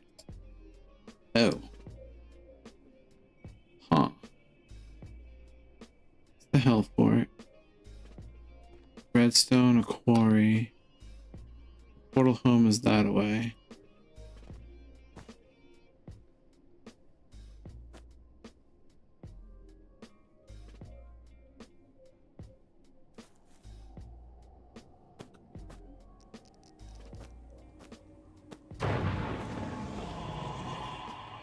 Gavlux the Toasty.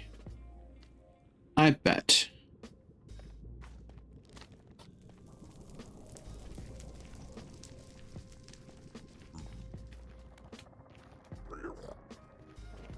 Huh. This is an interesting situation. I've never actually tested this thing out here before, though.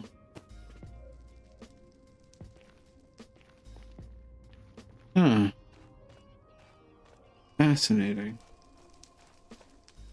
I can't use the magic mirror in the Nether. I wonder why.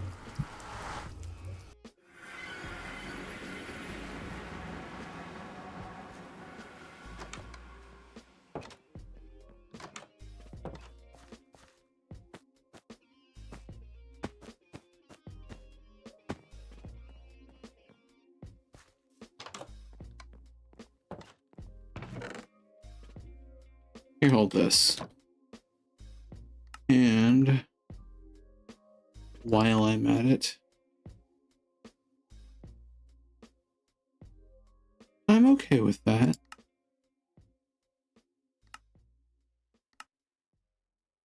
Yeah. Okay. Power glove instead of feral claw. Hey, hold that. And because I have a few of these.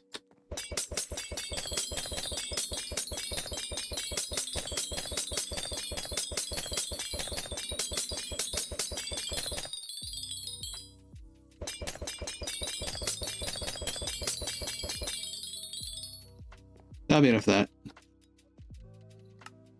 What have I done to my power glove? It has a full single level.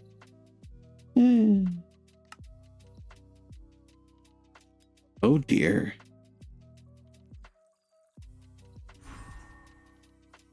I'm okay with this.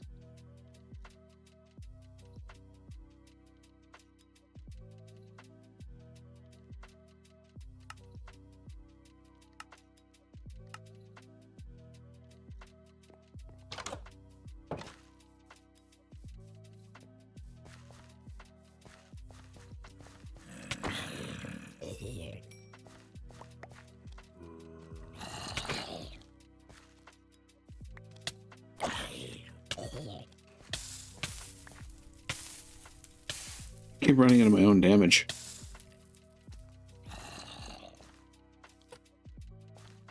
And poke.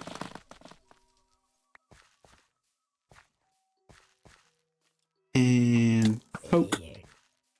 That was a headshot.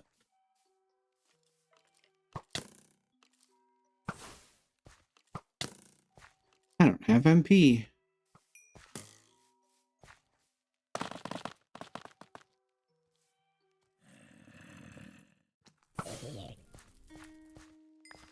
Like a one-shot kill on a bow without arrows is kind of fun. Not gonna lie.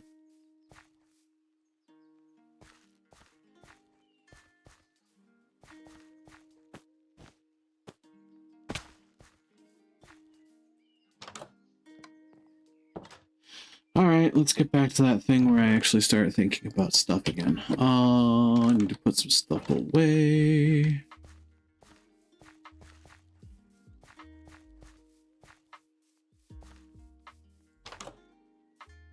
Hi, we have a friend. We have a visitor. Hi, buddy. How's life? Or afterlife? Maybe you got stuck again. Maybe. Never know, really. Put this away. Put these away. Put them grippers away. Welcome on in, Yellow. Hope the evening finds you well. Skull fragments. Widdershins. Pork chops need to go in the kitchen.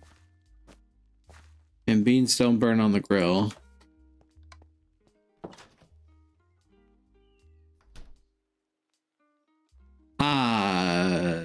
That's a problem.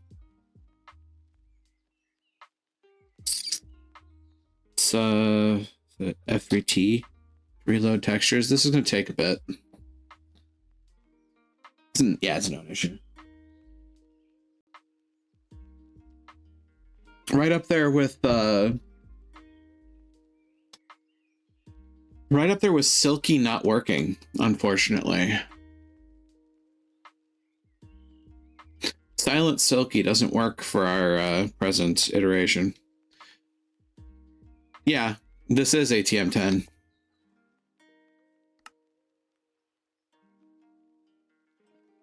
A veggie burger.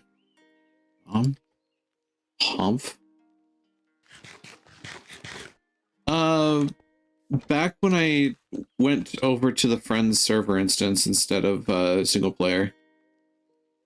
This is actually my friend's server. It's been a little bit, but not too long.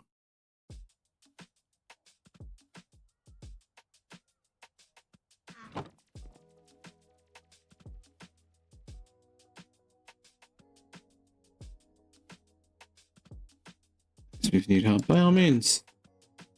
I likely will. I've definitely gotten myself a bit of infrastructure so far, though.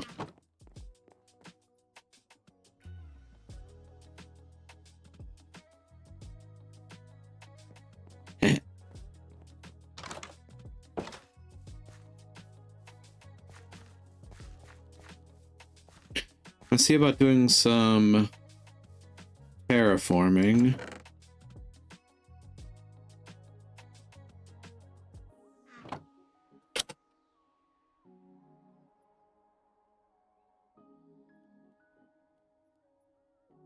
That's not gonna be enough Certus quartz blocks, but it'll be enough for me to set up like an outline. Mistag for making Certus.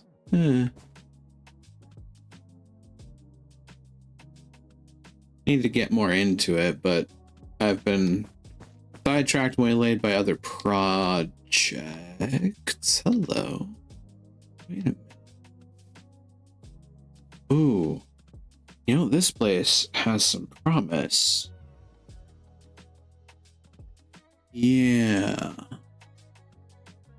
Yeah, I'm outlining something for a shared project between my my complex and my friend's base. This place has promise.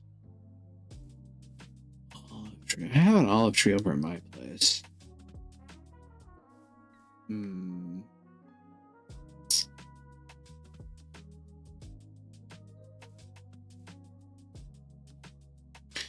Yeah. May not be beautiful.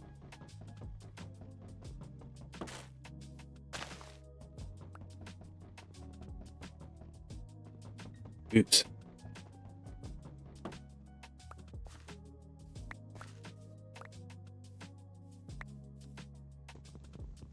I'm going to get the job done.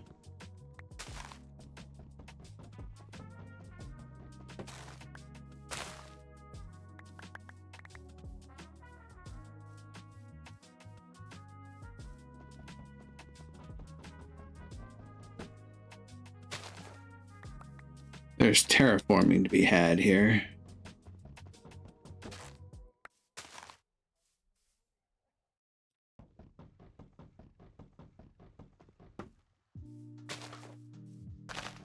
And that terraforming is going to leave us with a spot for my little master plan.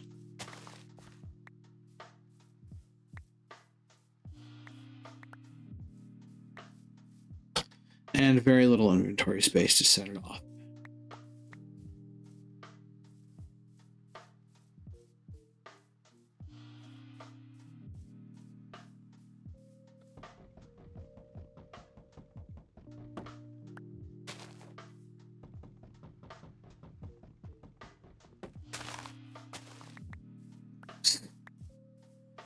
Didn't mean to do that.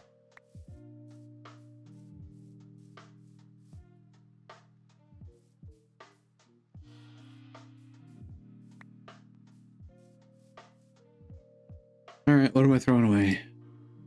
The tassel's a hassle. I have a severe lump of most of these current fruits. And the nightshades, and the elderberry, and the olives.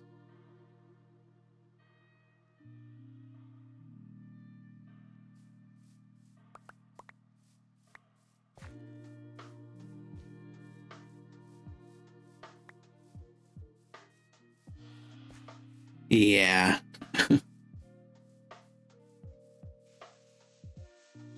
The process of terraforming a section of land being what it is. And Nialas. We already have a Niala here, and they're wonderful. That's right, I said it. So there. Where to go? Square the tunnel. E. I'm about to lose so much hunger. I think this through? Not really.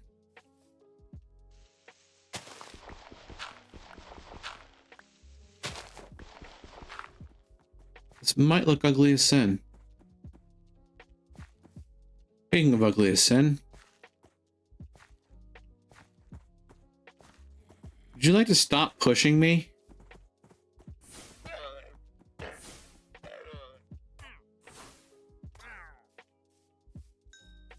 What you get? Stop pushing me around.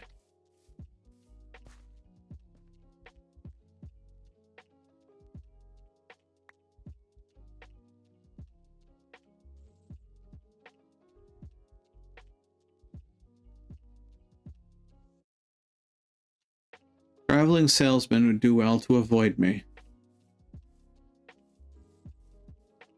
because I will very quickly become their problem. I thank you.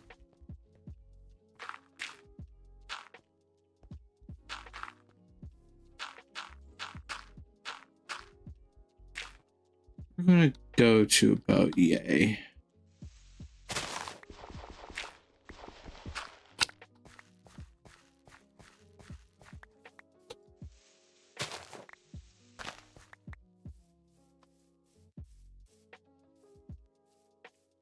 All right.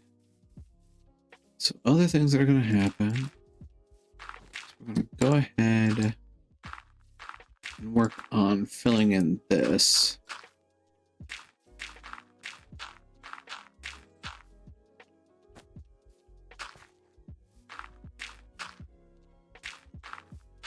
What is the project? The project is setting up a plot of land for a mob grinder.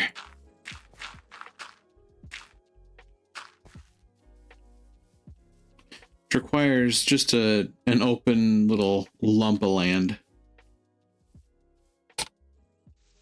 I'm just kind of looking to square out a little bit here.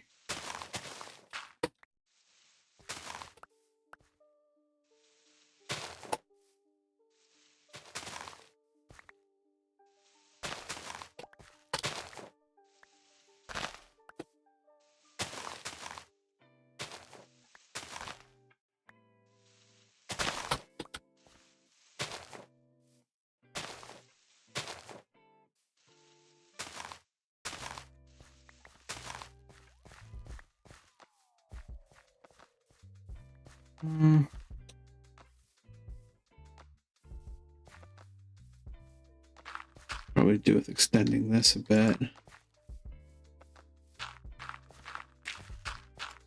Terraforming.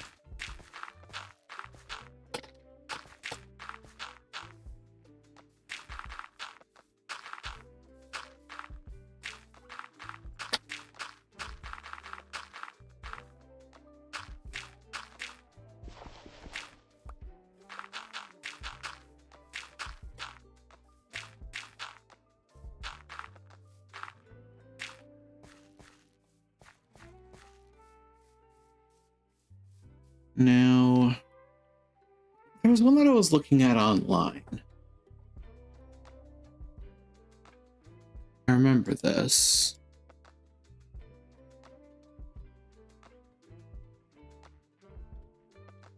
ATM mob grinder.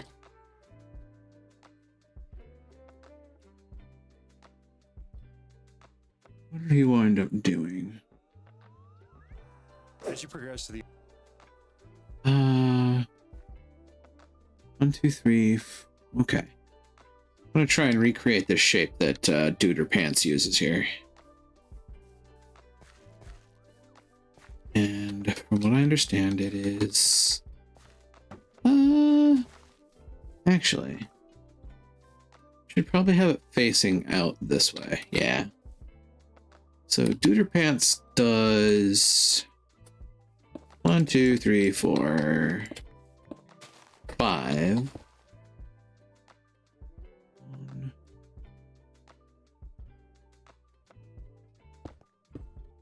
I think his idea is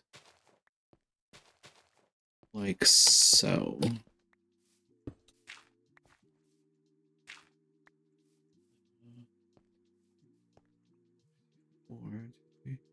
At least by eye, that's what it's looking like. And then another. Is that 1, 2, 3 on either side? 3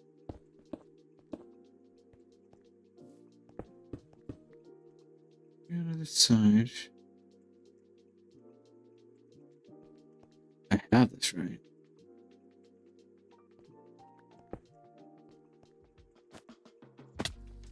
Ow. As for rest of this, I have no idea what it's up to.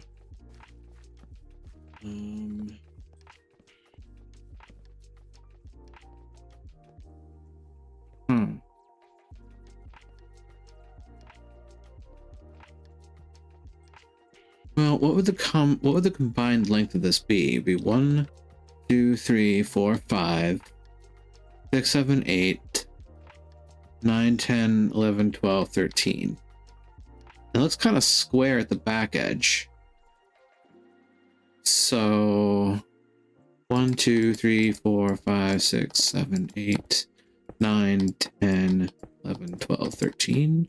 1, 2, 3, 4, 5, 6, 7, 10, 11, 12, 13.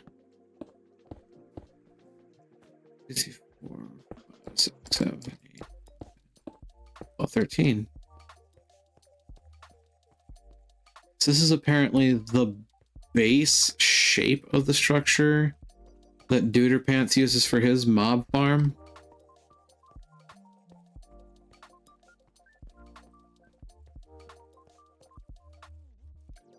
Interesting. And then I would surmise that basically what's bound to happen here is like this little chunk that's sticking out is where he puts the grinding stuff. Ah, Magefire, how I love you.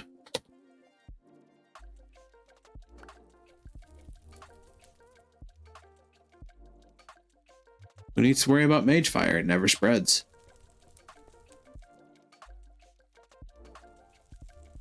So the basic idea that arises from that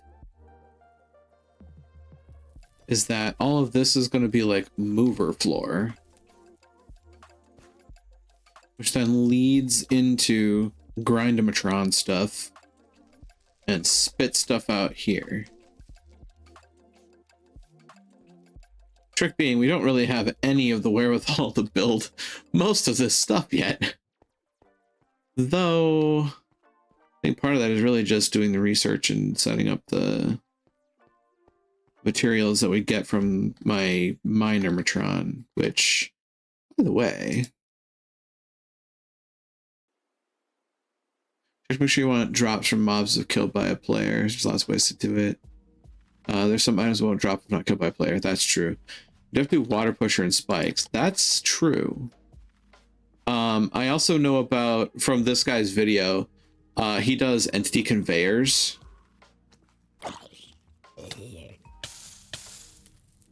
Well, excuse me, princess. Entity conveyors are just a special block that pushes any entity that's on them in the direction it's facing. God, I love that necklace.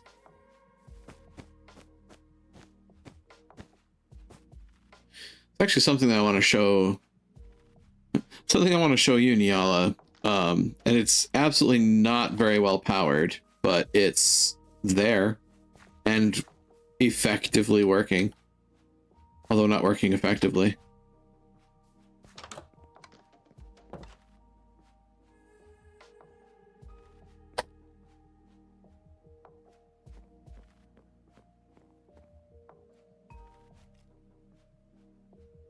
We have a mining dimension, and in that mining dimension, we have a digital miner. That digital miner is absolutely just spiraling the tank of energy consumption, unfortunately, but it is still mining, and it's been set to mine basically an entire chunk. As for how far it's gotten since I built it, well, this is what we've got. This thing's been just the tiniest bit busy.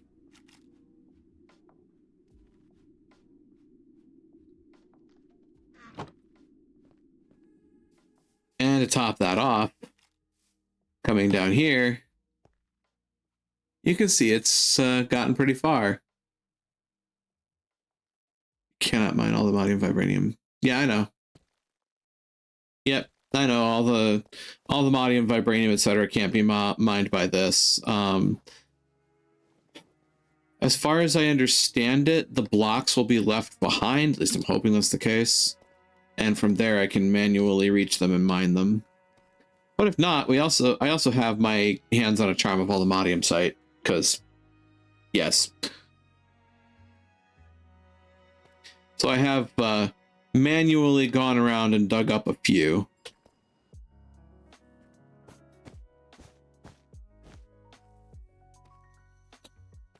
Yeah, potions.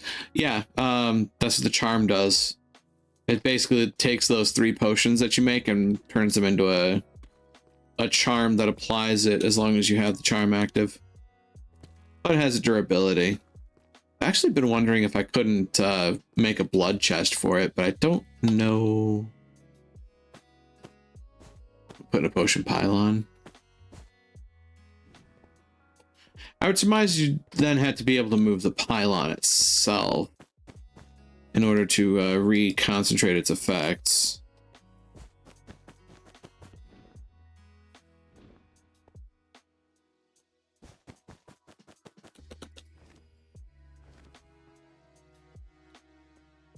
So it doesn't act like a beacon.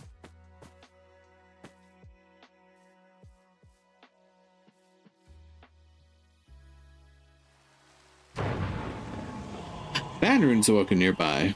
Well, good for Vanrune.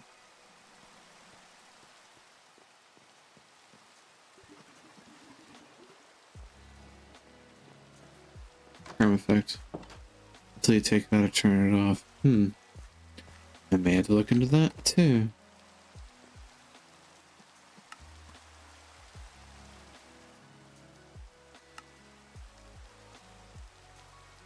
Expulsion pylon, infusion pylon, harvester pylon, and the interdiction pylon. It's interdiction to prevent spawns. Fair. Pylons.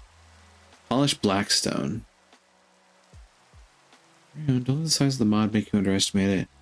Many pylons can be used for many things, help making playing Minecraft easier. It's polished blackstone to make them. The infusion pylon applies potion effects from an activated potion filter at any distance. Block of emerald, have that. Quartz slab can make that. Iron bars have that. Polished blackstone just requires 4 blackstone in a configuration. I am about to perform some science. Magic science? Science magic? Science chick? Psychic? Stone. Blackstone, I presume. I have a couple. Nab a few more of that. Magitech. Yeah, it works.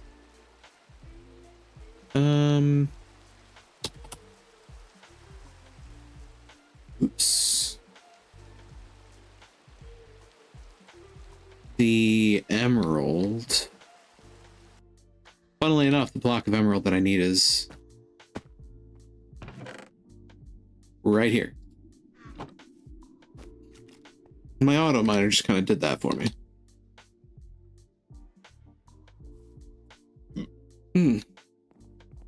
Would you prefer a technomancer? Possibly. Although the strict definition of technomancer would be one who divines the future through technology.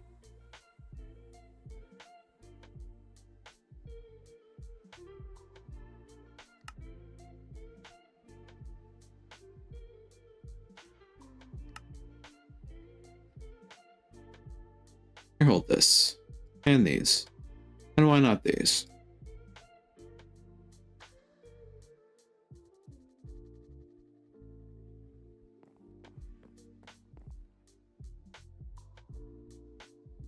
So the thing that gets me about that is actually more straightforward than I think, because I actually have an Allthemadium ore I can use to make Allthemadium site potions. Let's use for actual language. I'm not strict on it. I mean, true. I just find it amusing that we have that base of language, but it doesn't get universally applied because we also have terms like necromancer, which in its strictest earliest state was to tell the future using corpses.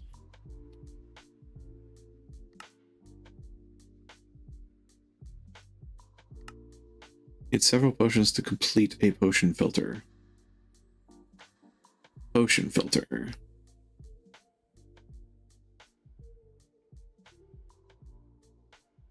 I'm missing green dye and terracotta. It's specifically cyan terracotta. Is it? Huh.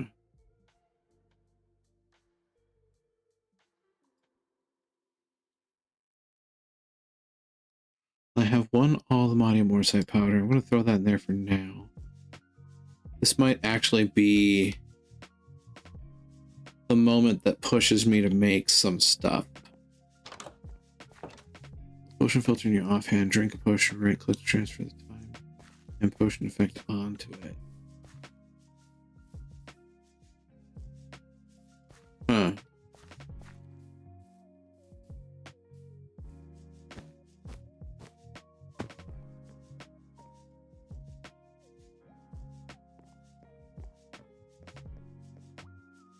You know, it would probably behoove me to read this. In order to put potion effects in, you need to fill a potion filter. To do so, have a potion effect on you, then right click with the potion filter. To remove it from you and add it to the filter, repeat till it's filled and active. This also works with modded potion effects or ones you can't usually get through potions like haste or resistance. There's a certain amount of duration to be complete. Interesting. I may not have enough Allthemadium site potion creations for that, but I still have the charm in the meantime and can work towards building the potion effect. In the meantime, there's one thing in here. Grow. Earth 5 bone seeds.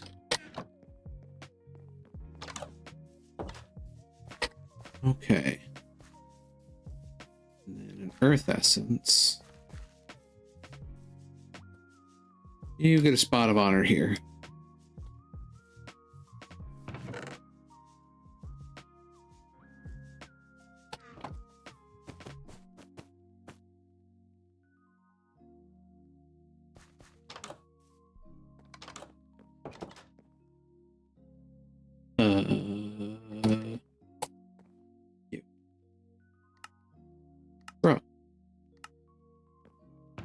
experience for this glyph.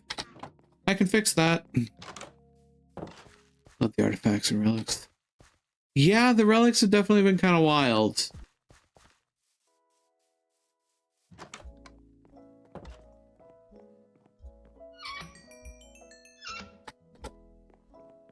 By me just taking an XP shower.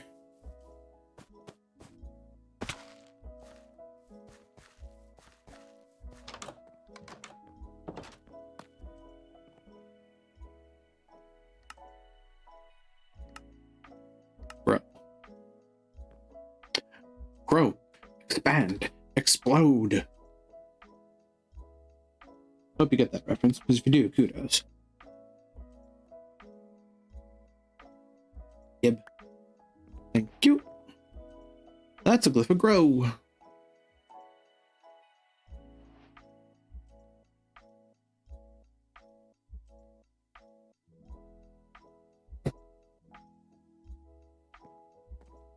All right, while I'm at it, I need food.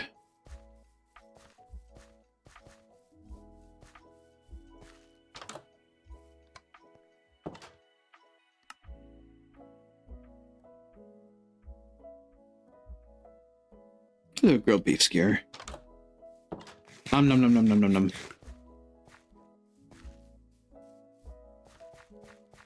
All right, so done some stuff. My mob grinder to have Mahotsukai glyphs inside the killing area. Ooh, that's an interesting idea.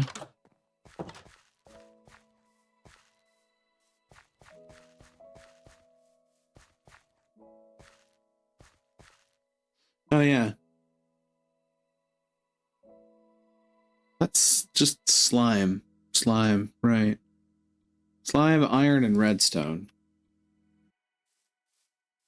I have plants that make slime.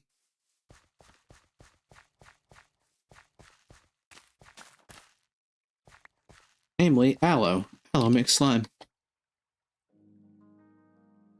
I remember how to. It was like this. Yeah. So I can start harvesting those to make slime. Love Pasmod for a long time now. Yeah. Once you actually reach a point where you're doing it. Yeah. Cooking for blockheads is kind of useful for that combination though, because it takes a lot of the busy work out of the equation.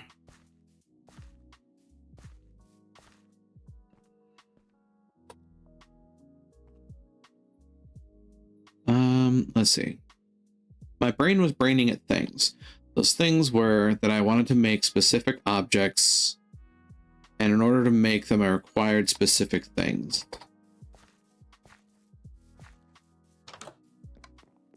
So let's make a laundry list of those things that I wanted to make and start to work on them. That would be the rub, wouldn't it? So what I want, potion filter for starters, yep. Potion filters, put on the list. From there, I will remember what I want to fill it with because it'll be pretty obvious to me what I want to fill it.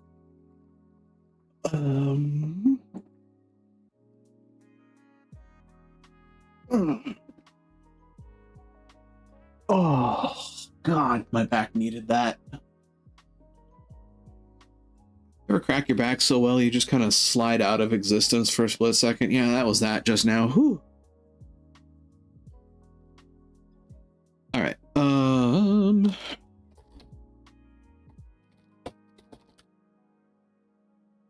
Look at me being all fancy and shit. Let's see.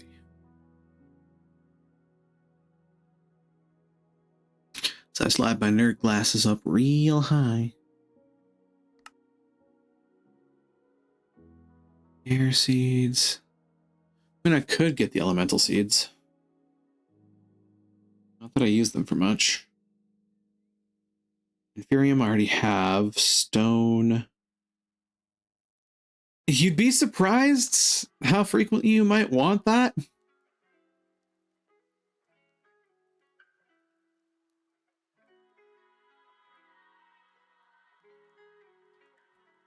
Prosperity seed bases. Wait.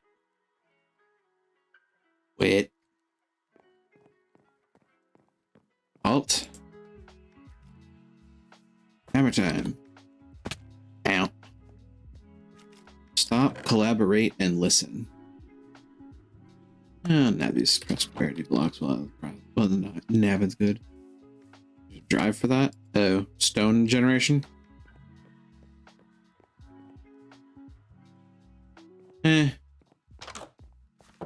Life has many doors, Ed boy.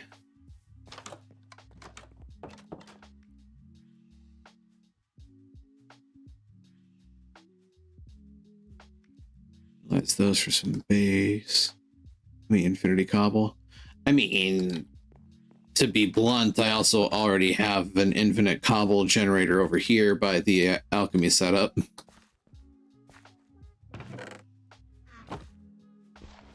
I made it out of the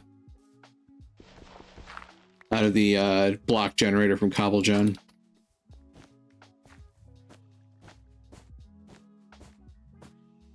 So that's a way to get regular stone, but the stone essence can also be used to make other types of stone pretty easily without thinking too hard about it. There's like different configurations of dirt and other essences, or stone and other essences. Just in case you wanted to say make a stack of granite. Yeah, take it for granted. Wood seeds, ice seeds, deep slate seeds, all of them.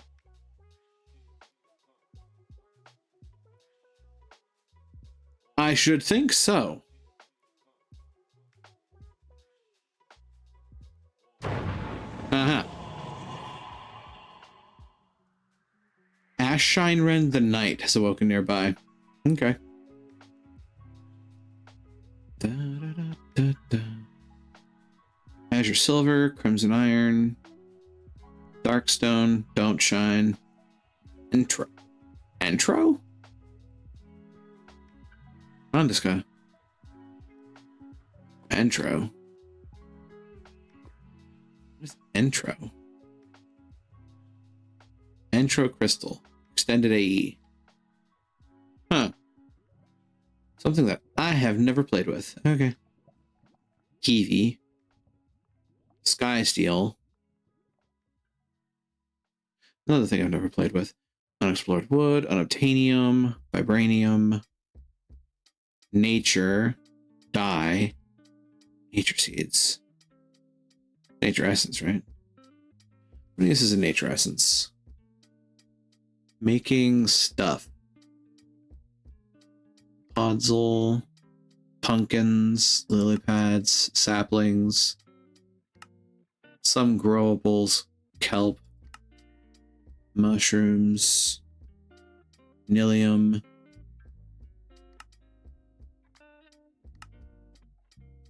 neat.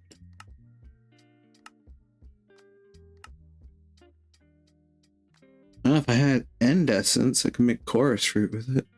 It'd be helpful for the mob spawners.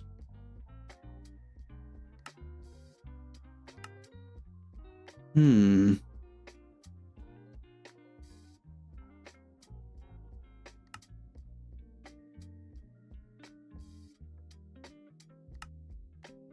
mineral.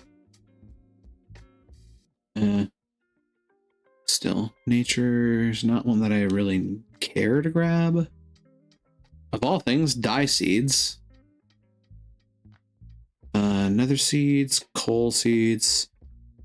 Entertaining potential. Coral, honey, amethyst. We don't need amethyst seeds. The mob seeds, they're kind of nice to have, but a bit of a pain in the neck to get.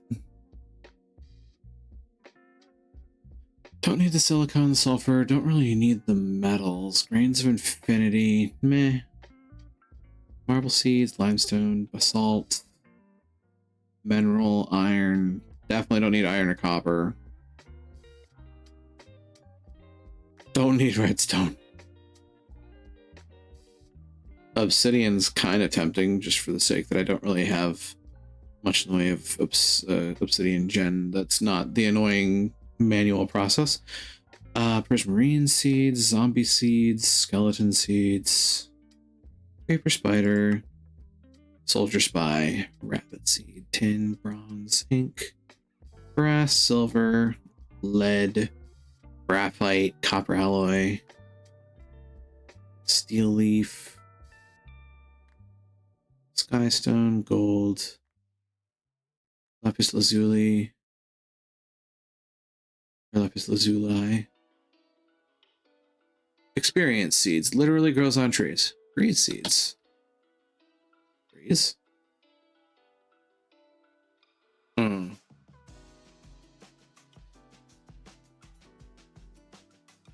Alright, where's your essence? Ooh. Well, why would you do that though? Oh, drink me charm. Scribes table. Human chamber. Spire baker. Butcher, the baker, candlestick maker, and a mime. Hey, no place is perfect. Breeze rods, breeze spawn egg. Breeze wood.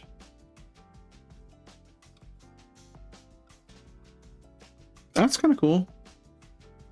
Not necessary, but it's cool. It's baddies, bigger boo-boos. Huh. Heavy core.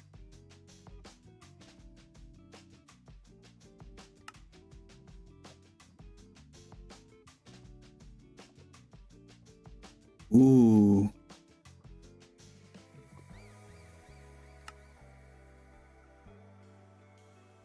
Arisen once again. Installed remote activation of my tombs so no more losing my keys. Yeah, I was waiting for the day that you installed a clapper on the tomb.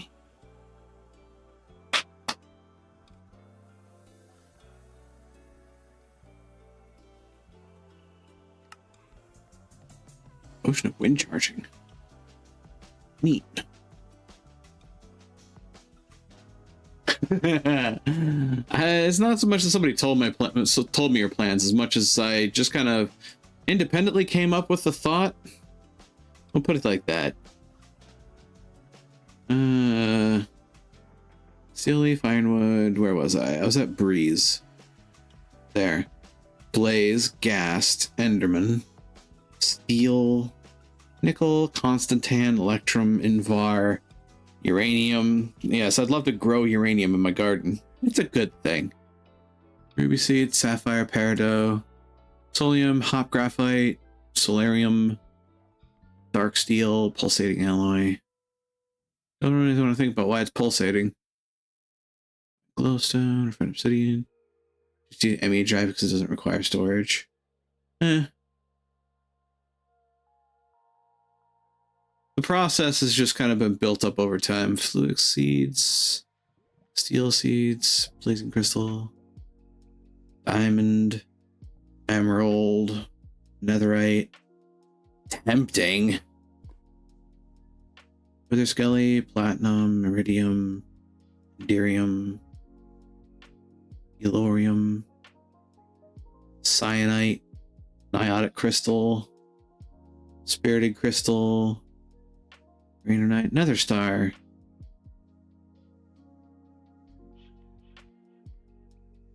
Eh? How did that not work? Wrong chat. There is actually a roll command somewhere. Built a home in the other after hours. Finding a foundry to live in. Oh, speaking of. It does remind me, we do also have to make those other warp portals at some point. But I don't think any of us are geared up to go into things like the other. Because, I mean, right now I'm just at, like, Journeyman Arcanists.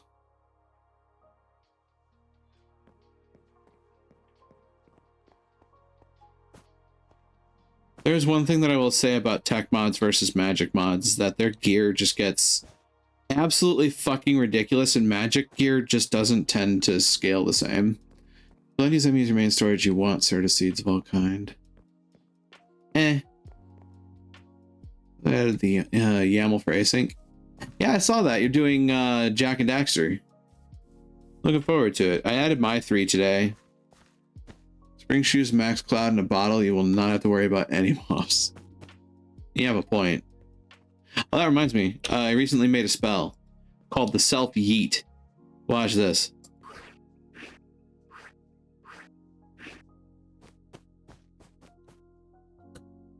Whee!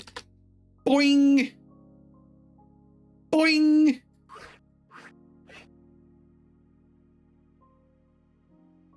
Boingy! I have a little bit too much fun with that spell. Certainly a way to get around.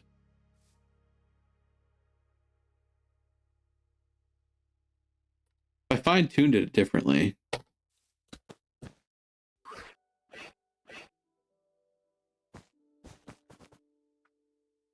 Whee! I love the bounce, though. The bounce makes it all the more entertaining. Made a spell on the server I'm in, and every time I cast causes the server to crash. Well, stop that.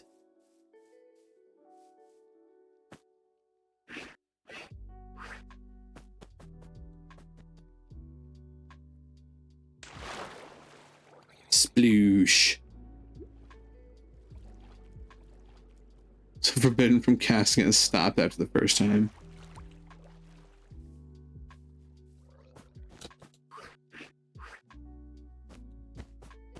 Whee! Boing! I have to admit, I like the bounce for avoiding fall damage while using Cloud in a bottle. Though I do wish that it was less an immediate fling and more a we boost your jump height. Which, actually, come to think about it, there might be a spell component for that. There might be somewhere in this. I know there's launch, but that's less a boost and more it immediately flings you straight up.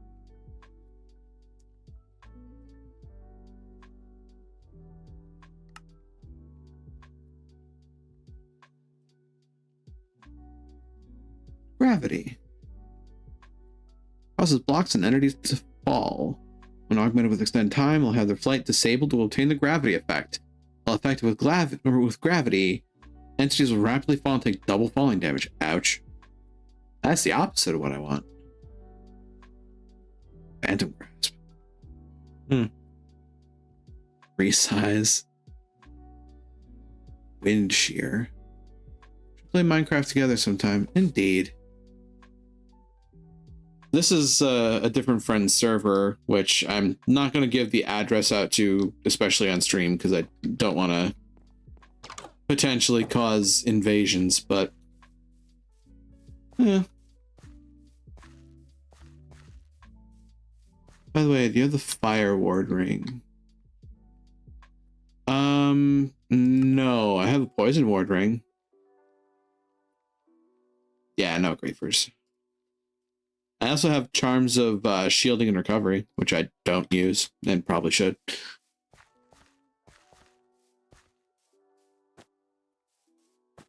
Though the Shielding and Recovery things probably be better for, like, boss fights. Get the Fire Ward one. Could find a way to.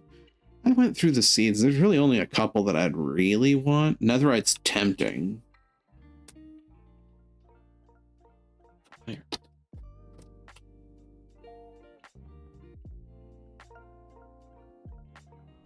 Requires Cinder Essence and Mithril Scrap.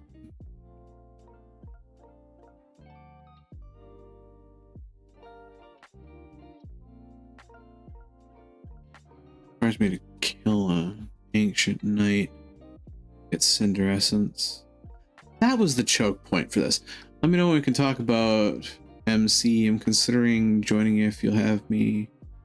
I could definitely ask the server owner if they would be willing to let you in. But again, not gonna publicly extend that invitation to a lot of folks because, yeah, It's a non-streaming friends personal Minecraft server.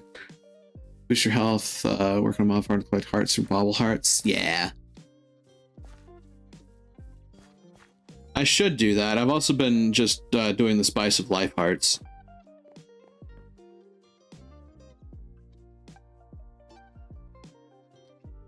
There are other projects that have kept my attention for a while, including the ME system and the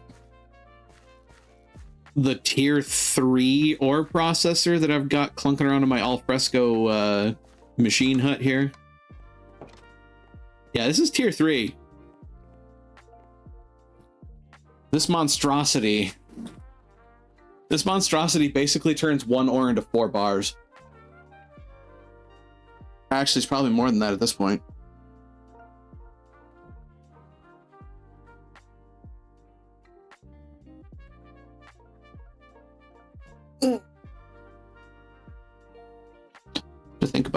I had to think about the math on this, actually. Hold on. Do I have any loose?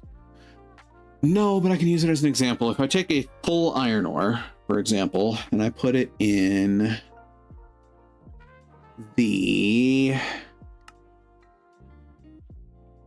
chemical dissolution chamber. No, not that far. I'm at chemical injection chamber. So it can turn 1 flat iron ore, like full stone iron ore, into 4 iron shards. Each of those shards gets turned into a clump. Each of those clumps gets turned into dirty iron dust. So that's 8 dirty iron dust. 8 iron dust gets turned into 6.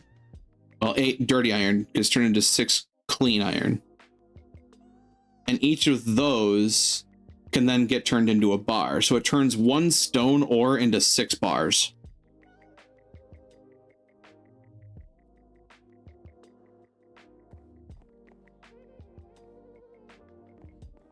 It's a little bit of a different calculation for raw ores, but the stone ores get 6 bars.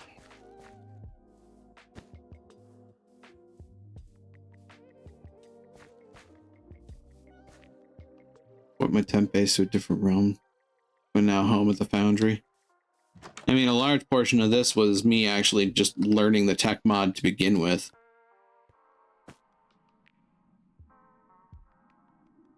Not bad for cobbling it together as I go. At some point, I could try to upcycle some configurations in this, but for the most part, it gets the job done. I haven't thought much about making a nuclear reactor.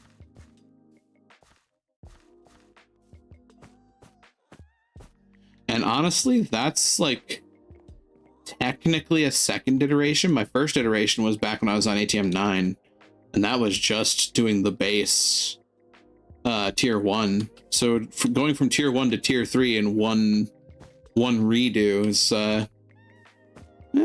I'll take it.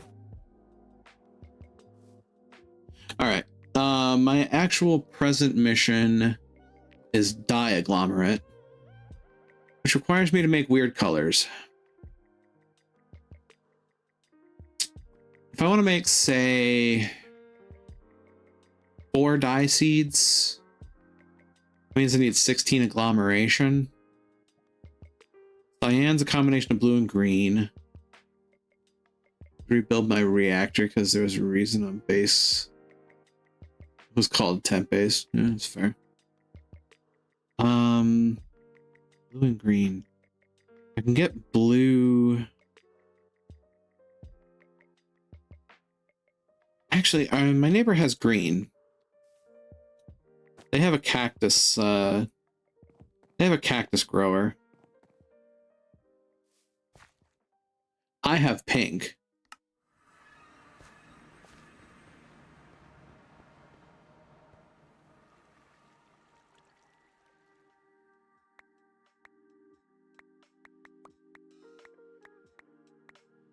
I really need the 12. Green up the wazoo. Opus is not, well, I mean, depending on what you've eaten, green up the wazoo isn't that bad of a sign. Also yellow if you want. Is that needed for dye agglomeration? It will be. Orange dye. So, or I did pick up some orange coneflowers. People living above me were not happy, but I did warn them, don't live near me, I like to tinker. Oh god. Bender, give me your head. I need to tinker in it. It's a bee!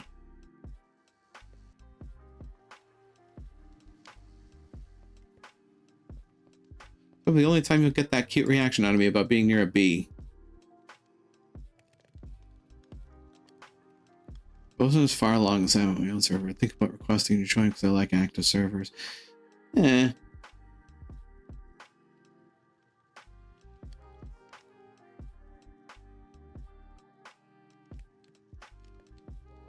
Tum-ti-tum. So we have green, I need blue. Oh, actually, I didn't even need the 12. I just needed 6. Oh, well. I have some extra green. Oopsie.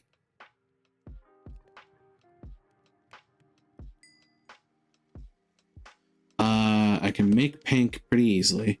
Blew up my base underground. I think 2 people's bases who thought it'd be fun to live above me and steal my materials and think I wouldn't notice. Oh, well.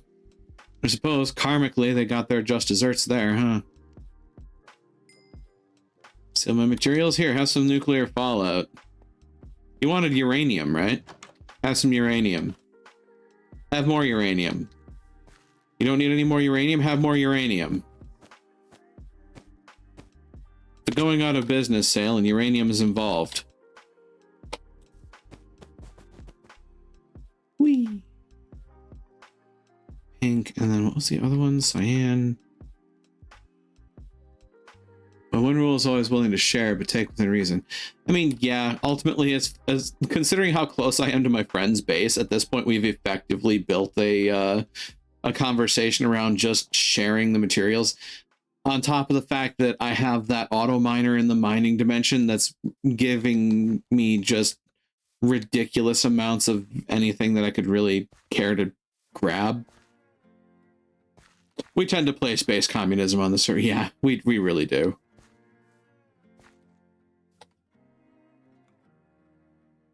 Going to the one place unspoiled by the reaches of capitalism. Space!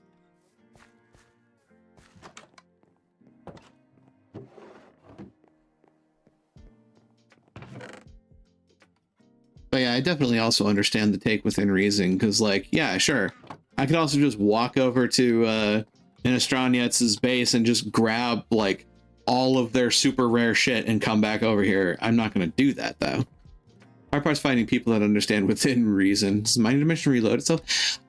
So the mining dimension... the mining dimension doesn't really need to reload itself, considering that it is a Minecraft world that is at max height grass, and then after 4 blocks it's stone for a large chunk of time, and then deep slate for a large chunk of time, and then netherrack for a fair bit of time, and then end stone for a fair bit of time.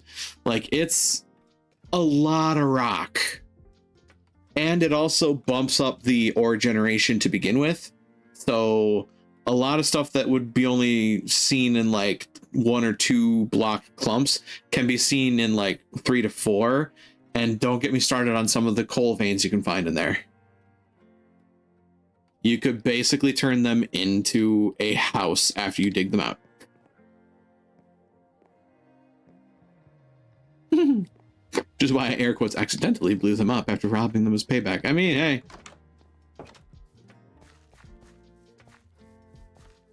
They're gonna be cheeky. They're gonna get their cheeks slapped. And not in a way that they're gonna enjoy.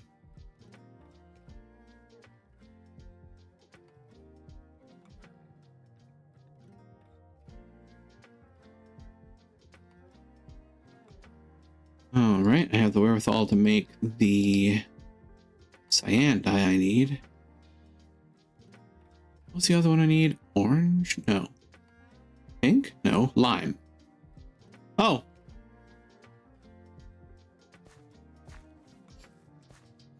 No cheek slap. Cheeks cut off is my motto.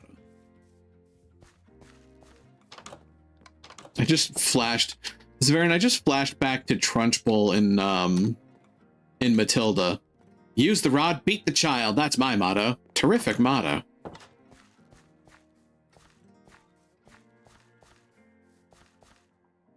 I'm in a coconut, mix it all up. Yeah, basically. Giga veins, the minor. Yeah, that is very true. Bobney. Yeah, that's what I want.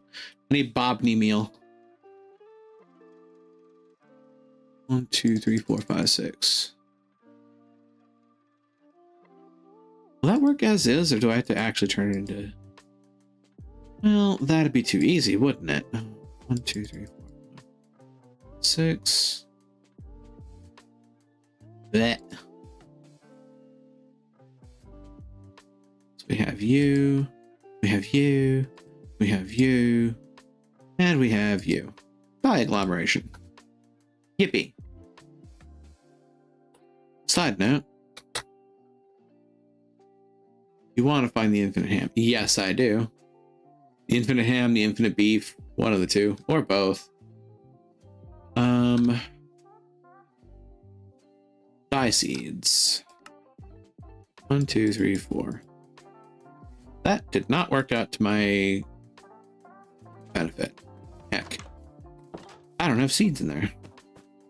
That actually tracks. Villagers find a lot of relics and artifacts in them. You can use infinite ham as a weapon. I mean, I could make a joke about hamming it up. That would in fact be hamming it up.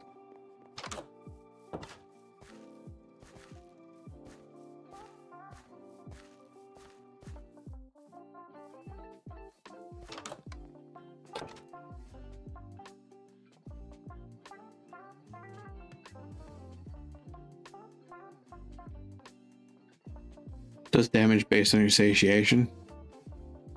Oh god. Don't mind me, I'm just gonna ham slap my enemies.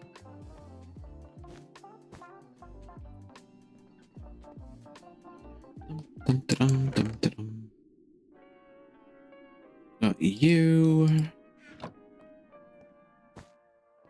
Time to perform some rituals. Ah. Careful not to pull a hamstring. Well played.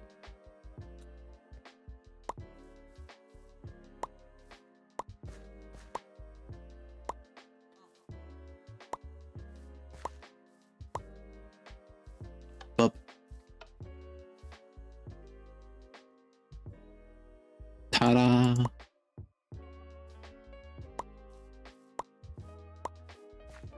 Oh, I only made 12. Does it make 3 dye seeds? If I really wanted to, I could use that to make more. Get down to the bone of it.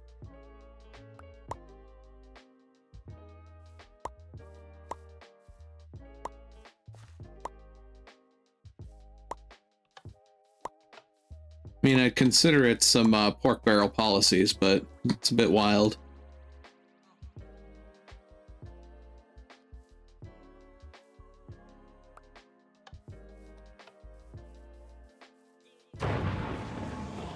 Adiavani the Hungry has awoken nearby.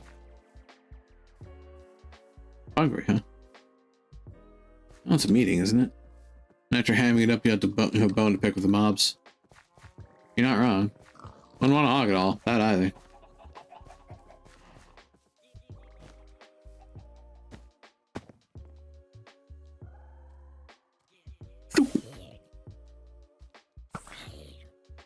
Stand still. Raise your head, Wabiske.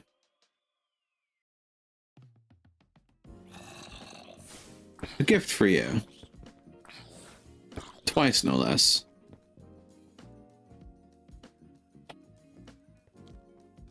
Smack.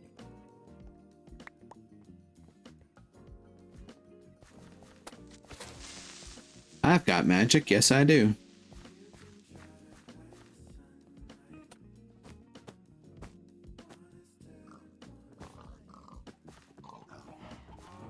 So boss mode would spawn with my IRL name, the Doomslayer. Ah, interesting.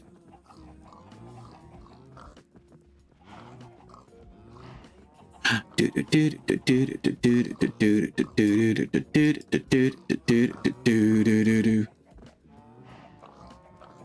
only thing they fear is you. The backpackception upgrade? Oh god. You know... Pig. That's a lot of death. Neat. I have to find some more pigs.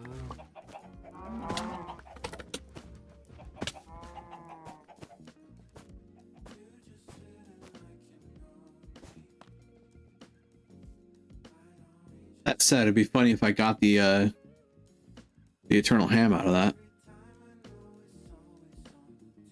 If I remember correctly, there is a chance that it can drop from killing the animal that produces the meat. A rare chance, but it's a chance. Here, hold these. I need more pigs. Here, hold these. Literally called the Inception upgrade. This was disabled because one player had so many backpacks back and would like the entire server wherever he was. Oh god. See, this is why I don't want to open the server up, because it's A, my friend's server, and B, sometimes folks get up to shenanigans like that, and then when you tell them to be careful, they don't care. And yeah, that's why I don't deal with outside influences very often and stuff like this. Again, within reason, yes. Some folks don't understand what within reason means. And then they get bitchy when you exercise your authority as a server admin and tell them you're not coming back. I should be allowed to do whatever I want. That's not how life works, honey. Uh-oh.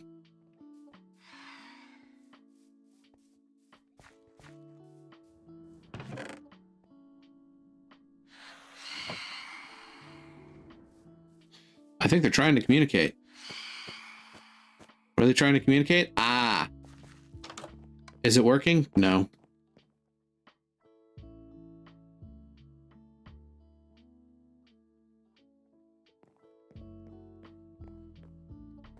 Alright. That having been said, it is beyond 9 o'clock, which means I should be adjourning for the evening. That also means that I will be bringing us back here. So, thank you everybody for joining me on the adventure for the evening. My spell is an accent, which I stopped in hindsight. I've learned when I get a tinkering bug, I go in a single player world to test that. That's fair. Thank you for joining me on the adventure for the evening, folks. Feel free to vibe for the rest of the evening. I certainly hope that it's been fun to vibe with me in Minecraft for a bit. And oh god, I am way out of focus. Give me a second. Will this refocus properly? Probably not, but I'm going to try it. I'm all fuzzy. Why is this happening? Anyway, either case, I certainly hope you've enjoyed vibing with me for the evening, and if you have, don't forget to follow along and spread the word. I also hope to grow the community, and I certainly hope it's been fun. So, of course, let me know. I am on Blue Sky. I send my VODs up to YouTube for safekeeping. I have a Discord server, and there's some other internet stuff out there that you can find me at. Links are over in the bio under the feed, as well as the socials command that Kurgan used that nets you everything everywhere all at once. And finally, to those who chat, I appreciate you. To those who lurk, I appreciate you. And to those who watch the VODs, I appreciate you. And I certainly hope that I can see you here live someday should the opportunity ever arise. But with that, we should find our raid target moving forward. Is Mako doing anything at the moment? No, Mako's offline. Lucas Yoshino is doing Final Fantasy VIII, which is something that I want to play eventually, but boy howdy, when I do, it's probably going to kill me. Emotionally, at least. Because, that game actually has some pretty solid Kaleisms, and, it was one of the first Final Fantasy games I actually played as a kid. there's some stuff in there that resonates with me that is a bit telling of my personal character and personal journey. One of those games that's like kind of foundational. It's like, I wouldn't go as far as saying that it fully defines me, but there are things that resonate in that game with like my life journey and things like that, and my feelings at the time that still kind of resonate to this day. FF8 is one of my faves, specifically in terms of the story. So it's funny you mentioned that, because Final Fantasy VIII is like the redheaded stepchild of Final Fantasy. Like, so many people absolutely abhorred that game in the in the long history of Final Fantasy games, and it is actually the reason that Final Fantasy IX is all high fantasy, because basically, like, yeah, so many people hated the direction that it went, that the thought process and the higher ups was, well, maybe we should go back to our fantasy roots, and we should, you know, make it more mysticism than say tech. And it is actually father, by the way. It's not uncle. You actually kind of, they don't spell it out, but they do give some subtle hints, specifically with like the relationship between Laguna and Rain. And they mentioned that Rain had a child and died in childbirth while Laguna was away. It is then assumed and subtly hinted at that child was Squall, and that Squall and Alone then are half brother, half sister. Which again kind of resonates with my life, because my sister is my half sister, and she's, you know, a decided amount of years older than me, just like Alone is a certain amount of years older than Squall.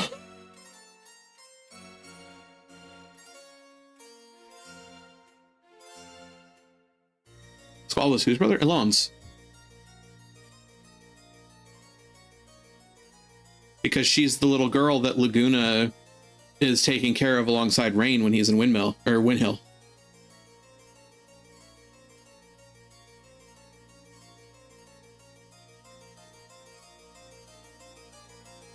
Yeah, it's kind of wild to think about. But like I said, that's really resonant with my life, because, like I said, my sister's my half sister.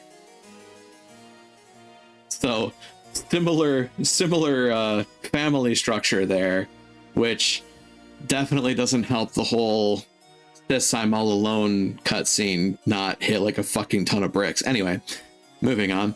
I should be finding somebody to raid for the evening. I should be looking at that list. Let's see. But hey, just consider that a little bit of an introduction to just how that game resonates a bit more with me. And so one day I will perform it for folks, but be ready for me to be fucking wrecked sometimes, because ow, my soul sometimes hurts when playing that game. Oh hey, Spacian's playing Kingdom Hearts 3. Oh, sorry, not 3. Kingdom Hearts 3D, Dream Drop Distance. Huh. Neat.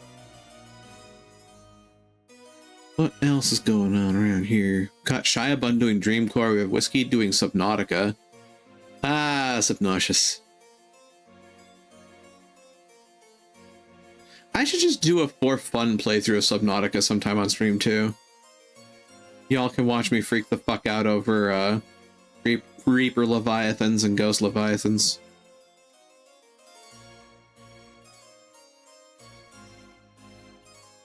I mean, yeah. Took me 2 playthroughs to fully understand the story. I didn't pay too much attention to the deeper parts of the game. Right. I mean, Kid U is like, ooh, beating up monsters, junctioning, magic, like flashy shit. The story is also not exactly straightforward. There's a lot of it that's left to interpretation and subtle hinting. Never got through the whole game. Still don't like the junction system. It's an acquired taste. It's one of the many things that people didn't like about Final Fantasy VIII that led to Final Fantasy IX being the way it is. So, there's that. Sash is doing Darkest Dungeon. Tatooine is doing Marvel Overwatch. Sorry, Marvel Rivals.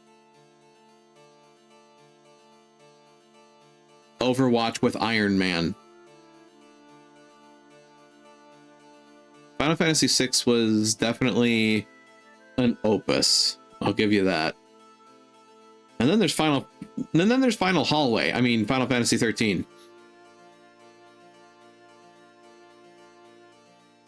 Final 40-hour tutorial.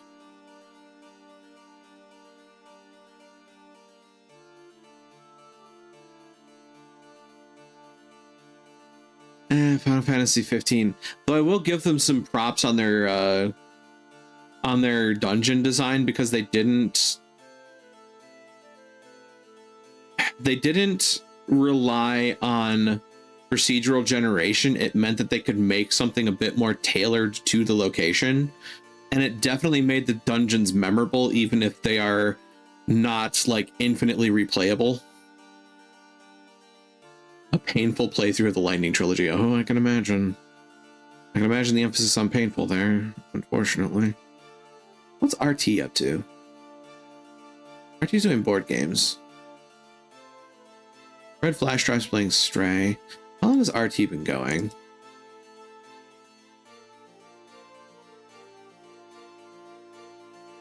Yeah, speaking of redheaded stepchildren of Final Fantasy, I'm pretty sure 13 saved 8 in hindsight. 13.2 is at least not as bad. Yeah. When your bar is subterranean, it's pretty easy to get over it. Anyway, let's see here.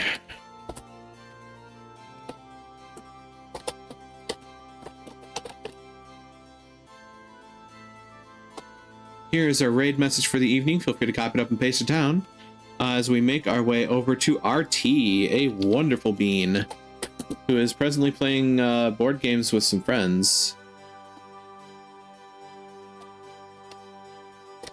Make sure I've got this right. My favorites are typed between 7, 8, and 9. Those are definitely the triumvirate that we played a lot in childhood. All right. I do believe that everything is in working order beyond the getting the raid set up, folks. So once again, RT is a wonderful bean. I've been able to hang out with them on multiple occasions. I really enjoy their company. I certainly hope you do as well. And with that, the doors are open, the portals are shining in the distance, and I'll say to you all once more, be you denizens, be you hunters, be you visitors, thank you for joining me here again in Daemona Marina. Now, let's go greet another, shall we? Take care out there, and try to be a light in the darkness when you can be.